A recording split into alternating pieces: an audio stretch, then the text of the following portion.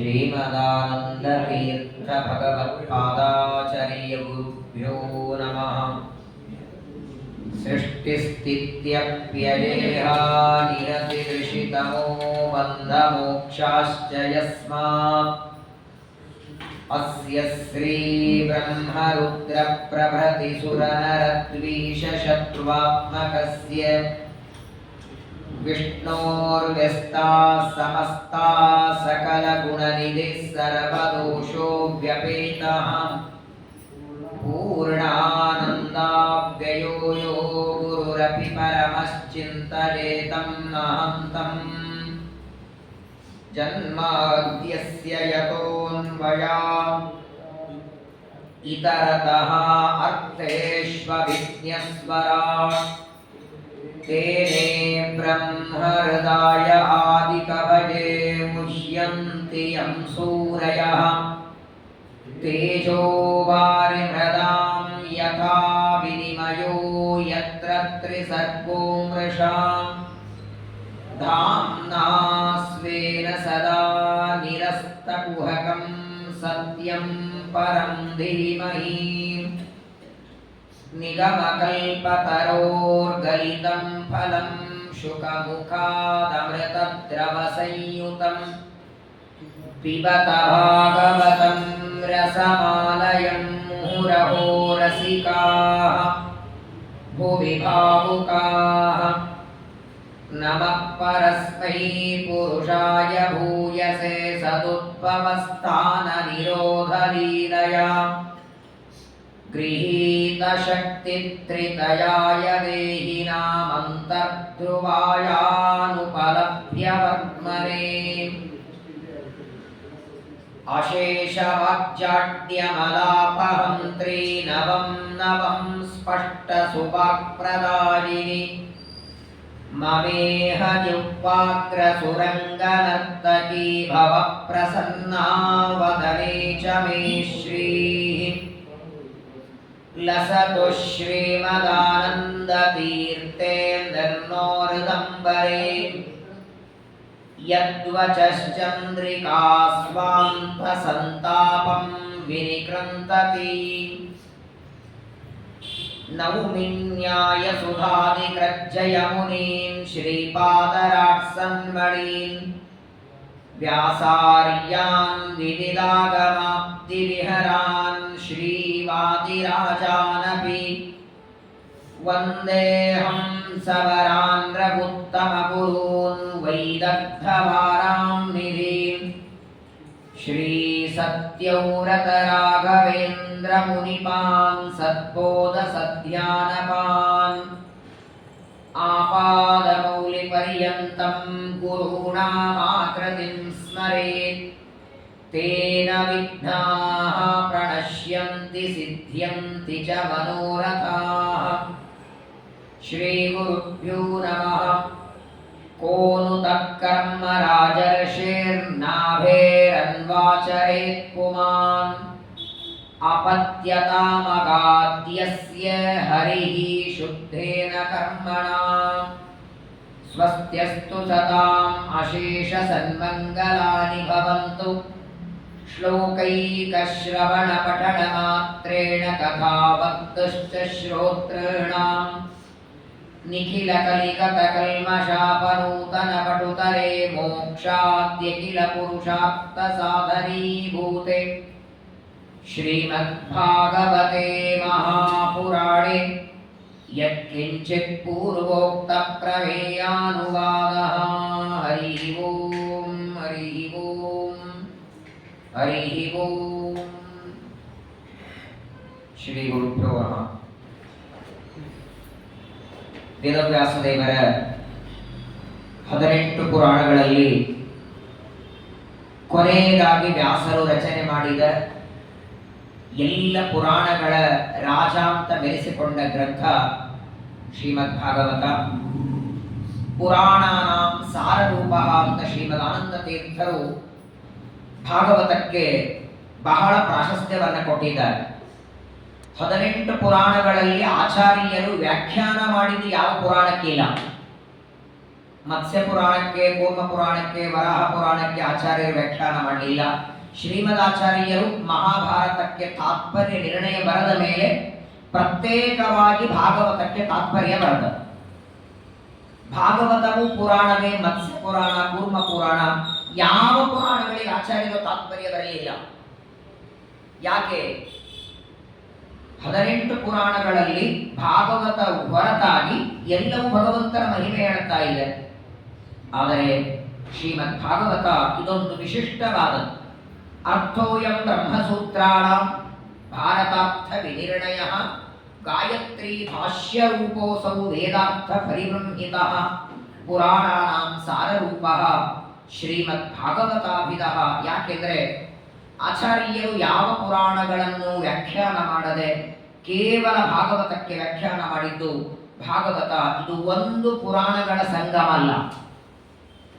ಶ್ರೀಮದ್ ಭಾಗವತ ಒಂದು ಕೇಳಿದರೆ ಭಗವದ್ಗೀತೆ, ಮಹಾಭಾರತ, ರಾಮಾಯಣ, ಪಂಚರಾತ್ರ, ಬ್ರಹ್ಮಸೂತ್ರ ಎಲ್ಲ ಪುರಾಣಗಳು ಎಲ್ಲವೂ ಶ್ರವಣ ಮಾಡಿದ ಪುಣ್ಯ ಅದು ಭಾಗವತದ ಒಂದು ಶ್ಲೋಕದಿಂದ ಬರ್ತದೆ ಅನ್ನೋದಕ್ಕಾಗಿಯೇ ಇವತ್ತು ಕಾಶ್ಮೀರದಿಂದ ಕನ್ಯಾಕುಮಾರಿವರೆಗೆ ಹೋಗಿ ನೋಡಿ, ಎಲ್ಲ ಭಾಷೆಗಳಲ್ಲಿ ಜಗತ್ತಿನಲ್ಲಿ ನಡೆಯುವ ಪ್ರವಚನ ಅಂದ್ರೆ ಭಾಗವತ ಒಂದೇ.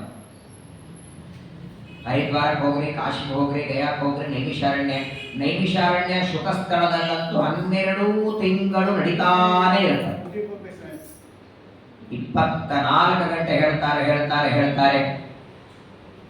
ಪರಮಾತ್ಮನಿಗೆ ಅತ್ಯಂತ ಪ್ರಿಯವಾದದ್ದು ಸಾಕ್ಷಾತ್ ದೇವರಿಂದ ರಕ್ಷಿತನಾದ, ಉತ್ತರಾದೇವಿಯ ಗರ್ಭದಲ್ಲಿ ಇರುವಾಗ ಪರಮಾತ್ಮನಿಂದ ರಕ್ಷಣೆ ಪಡೆದಂತಹ ಪರೀಕ್ಷಿತ ರಾಜರು ತಮ್ಮ ಆಯುಷ್ಯದ ಕೊನೆ ಭಾಗದಲ್ಲಿ ಶುಕಾಚಾರ್ಯರಿಂದ ಉಪದೇಶ ಪಡೆದ ಗ್ರಂಥ ಶ್ರೀಮದ್ ಭಾಗವತ. ಎಲ್ಲರಿಗೆ ಆಯುಷ್ಯದಲ್ಲಿ 1 ಬಾರಿ 2 ಬಾರಿ ಭಾಗವತ ಕೇಳಿ ಸಿಗ್ತದೆ. ನಿಮ್ಮೆಲ್ಲರ ಸೌಭಾಗ್ಯ ನೋಡಿ, ಸಮಗ್ರ ಭಾಗವತ ಒಂದು ಕಾರ್ತಿಕ ಮಾಸದಲ್ಲಿ ಶ್ರವಣ ಮಾಡಿ ಪೂರ್ಣ ಭಾಗವತ ನಾವು ಮುಗಿಸೋಣ ಅಂತ ನಾವಂದ್ರೆ 1 ವರ್ಷದವರೆಗೆ ಸಂಪೂರ್ಣ ಎಲ್ಲ ಸ್ಕಂದಗಳ ಬಿಡಿಬಿಡಿಯಾದ ಅರ್ಥವನ್ನ ಶ್ರವಣ ಮಾಡುವ ದೊಡ್ಡ ಅವಕಾಶವನ್ನ ಪರಮಾತ್ಮ ಕೊಟ್ಟಿದ್ದಾನೆ. ಭಾಗವತದ 5ನೇ ಸ್ಕಂದದಲ್ಲಿ ವೃಷಭ ಪರಮಾತ್ಮನ ಚರಿತ್ರೆಯನ್ನು ನಾವೆಲ್ಲ ಶ್ರವಣ ಮಾಡ್ತಾ ಇದ್ದೇವೆ. ಪರಮಾತ್ಮನ ಅವತಾರಗಳಲ್ಲಿ 3 ಭಾಗ ಇದೆ. ಶ್ರೀಮದಾಚಾರ್ಯರು ಮಹಾಭಾರತ ತಾತ್ಪರ್ಯದಲ್ಲಿ ಹೇಳ್ತಾರೆ, ದೇವರು ಅವತಾರ ಮಾಡಿ ಭೂಮಿಗೆ ಬರೋದು 3 ಕೆಲಸಕ್ಕೆ ಬರ್ತಾರೆ. ಒಂದು ಜ್ಞಾನ ಕಾರ್ಯ, ಇನ್ನೊಂದು ಬಲ ಕಾರ್ಯ, ಇನ್ನೊಂದು ಕೇವಲ ಸುಮ್ಮನೆ ಕೂತ್ಕೊಳ್ಳು ಉದಾಸೀನವಾಗಿ ಇರುವ ಕಾರ್ಯ. ವೆಂಕಟೇಶಾವತಾರದಲ್ಲಿ ಪಾಠ ಇಲ್ಲ, ಪ್ರವಚನ ಇಲ್ಲ, ಯಾರ ಜೊತೆ ಯುದ್ಧ ಇಲ್ಲ, ಯಾರ ಮನೆಗೆ ಹೋಗೋದಿಲ್ಲ, ಏನಿಲ್ಲ. ವೈಕುಂಠದಿಂದ ನೇರವಾಗಿ ಬಂದ, ಬೆಟ್ಟದಲ್ಲಿ ಕೂತ, ಬ್ರಹ್ಮದೇವ ಹಾಲು ಹಾಕಿದ್ರು, ಕುಡಿದ, ಕೊನೆಗೆ ಪದ್ಮಾವತಿ ಮದುವೆ ಮಾಡಿಕೊಂಡು ನಿಂತು ಬಿಟ್ಟ. ರಾಮಾವತಾರದಲ್ಲಿ ಅರಣ್ಯದಲ್ಲಿ ವಾಸ ಮಾಡ್ತಾನೆ, ಯುದ್ಧ ಮಾಡ್ತಾನೆ, ವಿವಾಹ ಮಾಡ್ಕೊಳ್ತಾನೆ. ಆದರೆ ಕೃಷ್ಣಾವತಾರದಲ್ಲಿ ಎಲ್ಲವೂ ಮಾಡಿಲ್ಲ. ವಿವಾಹನೂ ಮಾಡ್ಕೊಳ್ತಾನೆ, ಪ್ರವಚನನೂ ಮಾಡ್ತಾನೆ, ಪಾಠನೂ ಹೇಳ್ತಾನೆ, ಭಗವದ್ಗೀತೆ ಉಪದೇಶನೂ ಮಾಡ್ತಾನೆ. ಜ್ಞಾನಾವತಾರ ಅಂತ ಕೆಲವು, ಅದರಲ್ಲಿ ವೇದವ್ಯಾಸ ದೇವರು, ದತ್ತಾತ್ರೇಯ ರೂಪಿ ಪರಮಾತ್ಮ, ಕಪಿಲ ನಾಮಕ ಪರಮಾತ್ಮ, ಮಹಿದಾಸ ಹಾಗೂ ಈ ವೃಷಭ, ಈ ಎಲ್ಲ ಅವತಾರಗಳು ಪ್ರಪಂಚಕ್ಕೆ ಜ್ಞಾನವನ್ನ ಕೊಡೋದಕ್ಕಾಗಿ ದೇವರು ಬಂದದ್ದು. ಅಂತಹ ವೃಷಭ ಪರಮಾತ್ಮ ಪ್ರಿಯವ್ರತ ರಾಜನ ಮೊಮ್ಮಗನಾದ ನಾಭಿರಾಜ ಅವನ ಹೆಂಡತಿಯಾದ ಮೇರುದೇವಿಯಲ್ಲಿ ಅವತಾರ ಮಾಡಿ ಬರ್ತಾನೆ. ವೃಷಭ ಪರಮಾತ್ಮ ಅವತಾರ ಮಾಡಿದ ಮೇಲೆ ವೃಷಭ ಅಂತ ಹೆಸರಿಡುತ್ತಾರೆ. ಅವನು ಉಪನಯನ ಮಾಡಿಕೊಳ್ಳುತ್ತಾನೆ, ಗುರುಕುಲಕ್ಕೆ ಹೋಗ್ತಾನೆ, ವೇದಶಾಸ್ತ್ರಗಳ ಅಧ್ಯಯನ ಮಾಡಿ ಮುಂದೆ ಜಯಂತಿ ಎನ್ನುವ ಲಕ್ಷ್ಮೀ ದೇವಿಯನ್ನು ವಿವಾಹ ಮಾಡಿಕೊಂಡು 100 ಜನ ಗಂಡು ಮಕ್ಕಳನ್ನು ಪಡಿತಾನೆ. ಆ ವೃಷಭ ಪರಮಾತ್ಮನಲ್ಲಿ ಹುಟ್ಟಿದ 100 ಜನರಲ್ಲಿ ಹಿರಿಯ ಮಗ ಭರತ. ಏಷಾಂ ಖಲು ಸಹ ಮಹಾಯೋಗಿ ಭರತಃ ಜ್ಯೇಷ್ಠ ಪುತ್ರ ಶ್ರೇಷ್ಠ ಗುಣ ಆಸೀತ್ ಏನ ಇದಂ ವರ್ಷಂ ಭಾರತಂ ಇತಿ ವ್ಯಪದಿಶಂತಿ. ಯಾವ ವೃಷಭ ಪರಮಾತ್ಮನ ಹಿರಿಯ ಮಗನಾದ ಭರತನಿಂದ ನಮ್ಮ ದೇಶಕ್ಕೆ ಭಾರತ ಅನ್ನುವ ಹೆಸರು ಬಂತು. ಅಂತಹ 100 ಜನ ಮಕ್ಕಳನ್ನು ಪಡಿತಾನೆ. ವೃಷಭನ 100 ಜನ ಮಕ್ಕಳಲ್ಲಿ ಮೊದಲನೆಯವನು ಭರತ. ಅದರ ನಂತರದಲ್ಲಿ 9 ಜನ 9 ಖಂಡಗಳಿಗೆ ಅಧಿಪತಿಗಳಾಗ್ತಾರೆ. ಇನ್ನು 9 ಜನ ಊರ್ಧ್ವರೇತಸ್ಕರ, ಸನ್ಯಾಸಿಗಳಾಗಿ ಸಂಚಾರ ಮಾಡ್ತಾ ಹೊರಟು ಬಿಡುತ್ತಾರೆ. ಅನಂತರದಲ್ಲಿ ವೃಷಭ ಪರಮಾತ್ಮ ಅನೇಕ ವರ್ಷಗಳವರೆಗೆ ತಾನು ರಾಜ್ಯವನ್ನ ಆಳ್ತಾ ಎಲ್ಲ ಮಕ್ಕಳನ್ನು ಕೂಡಿಸಿಕೊಂಡು ಉಪದೇಶ ಮಾಡ್ತಾನೆ. ವೃಷಭ ಪರಮಾತ್ಮನ ಈ ಉಪದೇಶವನ್ನ ಭಾಗವತದಲ್ಲಿ ನಾವು ಕೇಳಲೇಬೇಕಾದದ್ದು. ಯಾವ ತಂದೆನೂ ತಮ್ಮ ಮಕ್ಕಳನ್ನ ಕೂಡಿಸ್ಕೊಂಡು ಈ ರೀತಿ ಹೇಳಲ್ಲ. ಮೊದಲಿಗೆ ತಂದೆ ಮಕ್ಕಳಲ್ಲಿ ಏನು ಓದ್ತಿದ್ದಿ, ಏನು ಅಭ್ಯಾಸ ನಡೀತಿದೆ ಅಂತ ಕೇಳುವಷ್ಟು ತಾಳ್ಮೆ ತಂದೆ ಹತ್ರ ಇರಲ್ಲ. ಡೊನೇಷನ್ ಕಟ್ಟೋದು, ಫೀಸ್ ಕಟ್ಟೋದು, ಮಕ್ಕಳ ಸ್ಕೂಲಿಗೆ ಹಾಕೋದು ಮುಗಿದೋಯ್ತು. ವಾಸ್ತವಿಕವಾಗಿ ತಂದೆ ತಾಯಿಗಳು ಮಕ್ಕಳಿಗೆ ಕೊಡಬೇಕಾದ ದೊಡ್ಡ ಸಂಪತ್ತು ಅಂದ್ರೆ ಅವರನ್ನ ಆಗಾಗ ಕೂಡಿಸ್ಕೊಂಡು ಏಕಾಂತದಲ್ಲಿ ವಿಶಿಷ್ಟವಾದ ಜ್ಞಾನವನ್ನ ತಾವು ತಿಳಿದದ್ದು, ತಾವು ಓದಿದ್ದು, ತಾವು ಗುರುಗಳಿಂದ ಕೇಳಿದ್ದನ್ನ ಮಕ್ಕಳಿಗೆ ಅದನ್ನು ಕೊಡಬೇಕು. ದೊಡ್ಡ ಸಂಪತ್ತದು. ವೃಷಭ ಪರಮಾತ್ಮ ತನ್ನ ಎಲ್ಲ ಮಕ್ಕಳನ್ನ ಕೂಡಿಸ್ಕೊಂಡು ಉಪದೇಶ ಮಾಡ್ತಾನೆ. ಮತ್ತೆ ಮತ್ತೆ ಈ ಮಾನವ ಜನ್ಮ ಬರಲ್ಲ ಅಂತ. ಯಾವುದೇ ಒಂದು ವಸ್ತು ಅಪರೂಪಕ್ಕೆ ಪಡೆದಿದ್ದೆ ಅದರ ಬೆಲೆ ಗೊತ್ತಿರ್ತದೆ. ನಾವೇ ದುಡ್ಡು ಕೊಟ್ಟು 1 kg ಅಕ್ಕಿ ತಂದು ಆ ಅಕ್ಕಿಯಿಂದ ಅನ್ನ ಮಾಡಿದ್ರೆ ಒಂದಿಷ್ಟು ಅನ್ನ ಚಲ್ತೀವ. ಅದೇ ಮಠ ಕೊಟ್ಟು ಹೋದ್ರೆ ಕೆಲವರಿಗೆ ದೊಡ್ಡ ಎಲೆ ಇದಕ್ಕೆ ಬೇಕು, ಊಟಕ್ಕಲ್ಲ, ಚೆಲ್ಲೋದಕ್ಕೆ ಬೇಕಲ್ಲ. ಇನ್ನು ಸಾರನ್ನ ಊಟ ಮಾಡ್ತಾನೆ, ಅವರೇನೋ ಪಲ್ಯ ತಂದು ಅದನ್ನ ಈ ಕಡೆ ಚೆಲ್ತಾನೆ, ಒಂದು ಆ ಕಡೆ ಚೆಲ್ತಾನೆ. ಒಟ್ಟಿಗೆ ಎಲ್ಲ 4 ಭಾಗಕ್ಕೆ ಚೆಲ್ಲಿ ಮಧ್ಯದಲ್ಲಿ ಊಟ ಮಾಡಿ ಹೇಳ್ತಾರೆ, ಇವನು ಎದ್ದ ಮೇಲೆ 3 ಜನ ಉಣಬಹುದು. ಯಾಕಂದ್ರೆ ಅಲ್ಲೇನ್ ಪಾಪ ಯಾರೋ ತರ್ತಾರೆ, ಯಾರೋ ಹಾಕ್ತಾರೆ.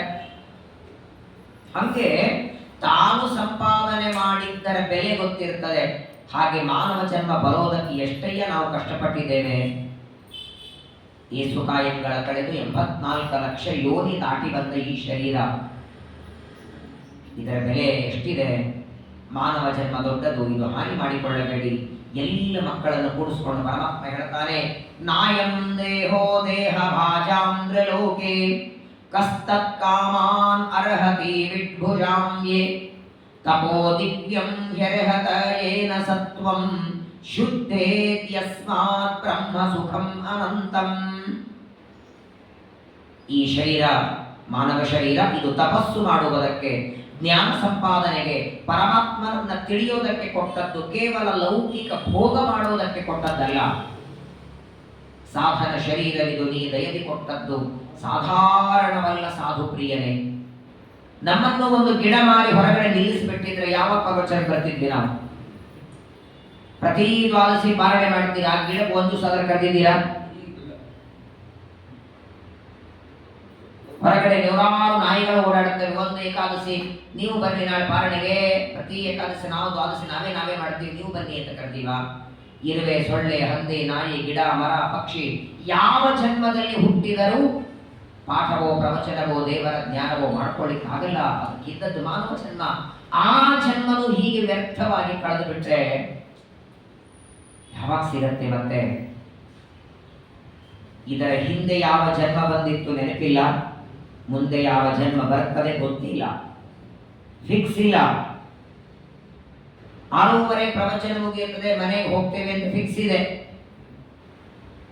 ಮಳೆ ಬಂದ್ರೆ ಆಟೋದಲ್ಲಿ, ಇಲ್ಲ ಅಂದ್ರೆ ನಡ್ಕೊಂಡು ಹೋಗ್ಬೇಕು. ಆದರೆ ಇದೇ ಜನ್ಮ, ಇದೇ ತಂದೆ ತಾಯಿಗಳು ಇಂಥವರಲ್ಲಿ ಮತ್ತೆ ಬ್ರಾಹ್ಮಣನಾಗಿ ಇದೇ ರೀತಿ ಪ್ರವಚನ ಕೇಳ್ತಾ ನಾನು ಹುಟ್ಟುತ್ತೇನೆ ಅಂತ ಗೊತ್ತಿಲ್ಲ.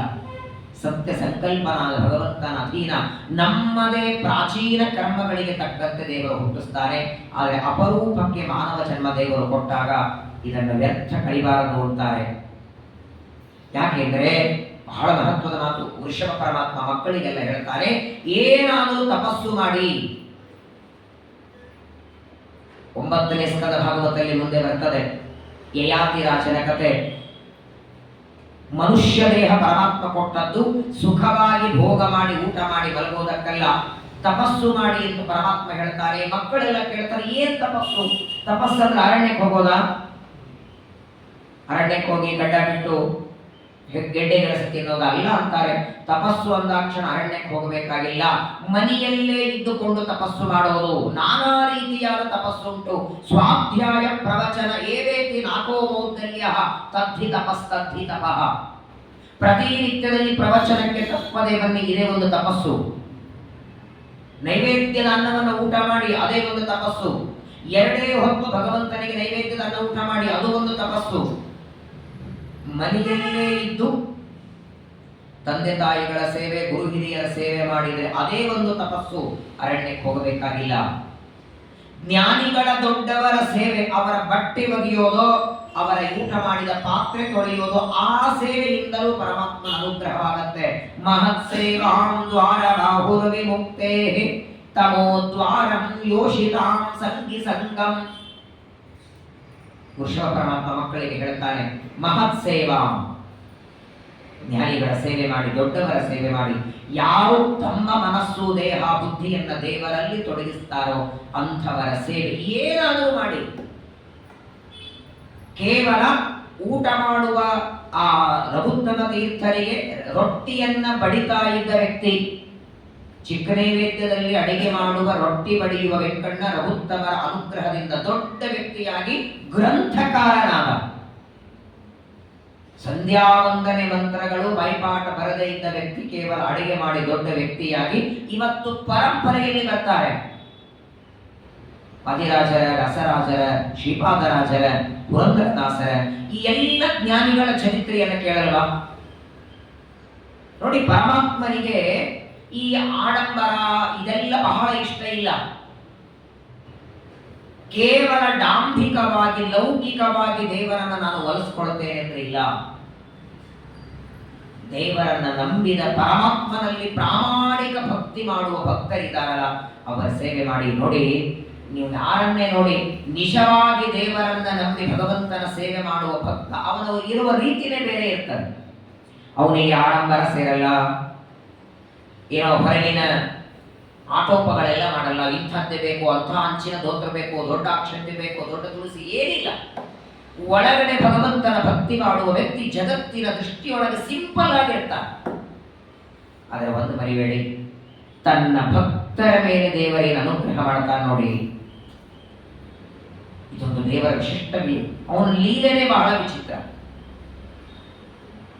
ಸರಿಯಾಗಿ ಎಲೆ ಹಾಕಿ ಒಳ್ಳೆ ಬಿಸಿ ಬಿಸಿ ಅನ್ನ ತಂದು ಬಡಿಸಿದ್ರು ಅದರಲ್ಲಿ ಅದು ಇದೆ, ಇದರಲ್ಲಿ ಇದು ಇದೆ ಅಂತ 108 ತಪ್ಪುಗಳನ್ನು ಎಣಿಸ್ತೇವೆ. ಅಕ್ಕಿ ತೊಳೆಯುವ ಆ ಹೊಲಸು ನೀರು ಮೋರಿಯಲ್ಲಿ ಹೋಗೋದು, ಅದನ್ನ ಕೃಷ್ಣಾರ್ಪಣ ಅಂತ ಪುರಂದರದಾಸರು ಅರ್ಪಣೆ ಮಾಡಿದರೆ ಆ ಎಂಜಲ ನೀರು ದೇವರು ಕುಡಿಬೇಕಾದ್ರೆ ಅದೆಷ್ಟು ಪ್ರೀತಿ ಪುರಂದರದಾಸರ ಮೇಲೆ. ಏನು ವಿಚಿತ್ರ ದೇವರ ಲೀಲೆ, ಅರ್ಥ ಆಗಲ್ಲ. ನಮ್ಮಲ್ಲಿ ಪುರಂದರದಾಸರು, ವಿಜಯದಾಸರು, ಗೋಪಾಲದಾಸರು, ಜಗನ್ನಾಥದಾಸರು, ದಾಸ ಚತುಷ್ಟಯರು ಅಂತ. ಗೋಪಾಲದಾಸರು ಒಂದು ಮಾತು ನೆನಪಾಯ್ತು ಹೇಳ್ತೇನೆ. ಗೋಪಾಲದಾಸರು ಉತ್ತಲೂರಲ್ಲಿದ್ದರು. ಒಂದು ದಿನ ಸಾಯಂಕಾಲ ಸಂಧ್ಯಾವಂದನೆ ನದಿಗೆ ಬಂದಿದ್ದಾರೆ. 6:30 ಆಗಿತ್ತು.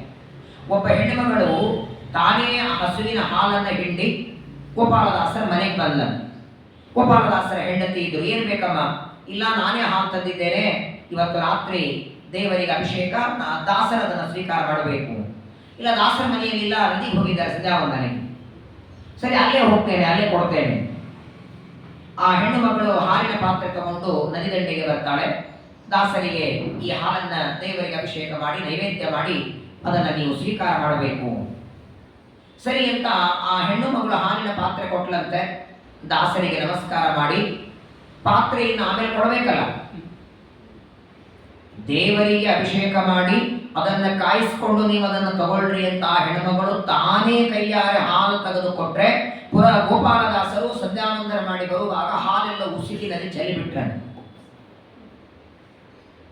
ಹಾಲು ಉಸುಕಿನಲ್ಲಿ ಚೆಲ್ಲಿ ತಂದು ಏನು ಕೊಟ್ರಂತೆ ಹೆಣ್ಮಗಳಿಗೆ, ತಗೊಂಡು ಹೋಗಮ್ಮ ನಿಮ್ಮ ಮನೆಗೆ. ಆ ಹೆಣ್ಣುಮಗಳ ಕಣ್ಣೊಳಗೆ ದಳ ದಳ ನೀರು. ಎಷ್ಟು ವಿಶ್ವಾಸದಿಂದ ನಾನು ಹಾಲು ತಂದಿದ್ದೆ, ನನ್ನ ಕಣ್ಣ ಮುಂದೆನೆ ಮಣ್ಣಿಗೆ ಹಾಕಿಬಿಟ್ರೆ ಮಣ್ಣು ಪಾಲು ಮಾಡಿದ್ರಲ್ಲ, ನೀವು ಕುಡಿಲಿಲ್ಲ ಅಂದ್ರೆ ಬೇಡ, ದೇವರಿಗೆ ಅಭಿಷೇಕ ಆದ್ರೆ ಮಾಡಬೇಕಾಗಿತ್ತು, ಈಗ ಹಾಗೆ ಮಾಡಿದ್ರೆ. ತುಂಬಾ ನೊಂದುಕೊಳ್ತಾಳೆ, ಅಳ್ತಾಳೆ.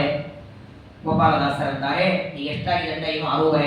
8 ಗಂಟೆಗೆ ವೆಂಕಟೇಶ ದೇವರ ದೇವಸ್ಥಾನಕ್ಕೆ ಬಾ, ನಾನು ಮಂಗಳಾರತಿ ಮಾಡ್ತೇನೆ, ಅಲ್ಲಿ ಬಾ ಅಂದ್ರು. ಹೆಣ್ಮಗಳ ಅಂತಾರೆ, ಅಲ್ಲಿ ಇಲ್ಲೇ ಆಯ್ತಲ್ಲ ಮಂಗಳಾರತಿ. ಇಷ್ಟ ಶ್ರದ್ಧೆಯಿಂದ ಆ ತಂದು ಕೊಟ್ಟರೆ, ನೀವು ಮೋರಿ ಚೆಲ್ಲಿದ್ರೆ, ಮುಸ್ಕಿನಲ್ಲಿ ಚೆಲ್ಲಿದ್ರೆ 8 ಗಂಟೆಗೆ ಬಾಮ ದೇವಸ್ಥಾನಕ್ಕೆ ಅಂತ ಹೇಳಿ ಕಳಿಸಿದರಂತೆ. ಸಂಧ್ಯಾವಂದನೆ ಮಾಡಿ ತಮ್ಮ ಸಾಯಂಕಾಲದ ಎಲ್ಲ ಸಂಕೀರ್ತನೆ ನಾಮಗಳನ್ನೆಲ್ಲ ಹೇಳಿ 8 ಗಂಟೆಗೆ ವೆಂಕಟೇಶ ದೇವರಿಗೆ ಮಂಗಳಾರತಿ ಮಾಡುವಾಗ ಆ ಹೆಣ್ಮಕ್ಳನ್ನ ಕರೆದು ತೋರಿಸ್ತಾರೆ. ದೇವರ ಬಾಯಿಯಿಂದ ಹಾಲು ಬರ್ತಿತ್ತ, ಚೆಲ್ಲಿದ್ದು ಉಸುಕಿನಲ್ಲಿ. ಗೋಪಾಲದಾಸರ ಕರೆದು ತೋರಿಸ್ತಾರೆ, ನೋಡು ನಾನು ಅಲ್ಲಿ ಚೆಲ್ಲಿದ್ದನ, ಇಲ್ಲಿ ಬರ್ತಿದೆ ನೋಡು ಅಂತ. ದೇವರ ಬಾಯಿ. ಎಲ್ಲಿ ಹಾಕಿದ ಹಾಲು ಎಲ್ಲಿ ತಗೊಳ್ತಾನೆ ದೇವರು. ದೇವರು ಸರ್ವತ್ರ ವ್ಯಾಪ್ತ ನಿಜ. ಅವನು ಸರ್ವತ್ರ ವ್ಯಾಪ್ತನಿದ್ದಾನೆ ಅಂತ ಉಪಾಸನೆ ಮಾಡುವ ಗೋಪಾಲದಾಸನಿಗೆ ಎಷ್ಟು ಅನುಗ್ರಹ ಮಾಡಿದ್ದಾನೆ. ಶಾಲಿಗ್ರಾಮ ಪ್ರತಿಮೆಯಲ್ಲಿ ಮಾತ್ರ ನಾವು ದೇವರ ಪೂಜಾ ಮಾಡ್ತೇವೆ. ಯಾರೋ ಅತಿಥಿಗಳು ಬಂದ್ರೆ ಏನಿಲ್ಲ ಹೋಗ್ರಿ ಇವತ್ತು.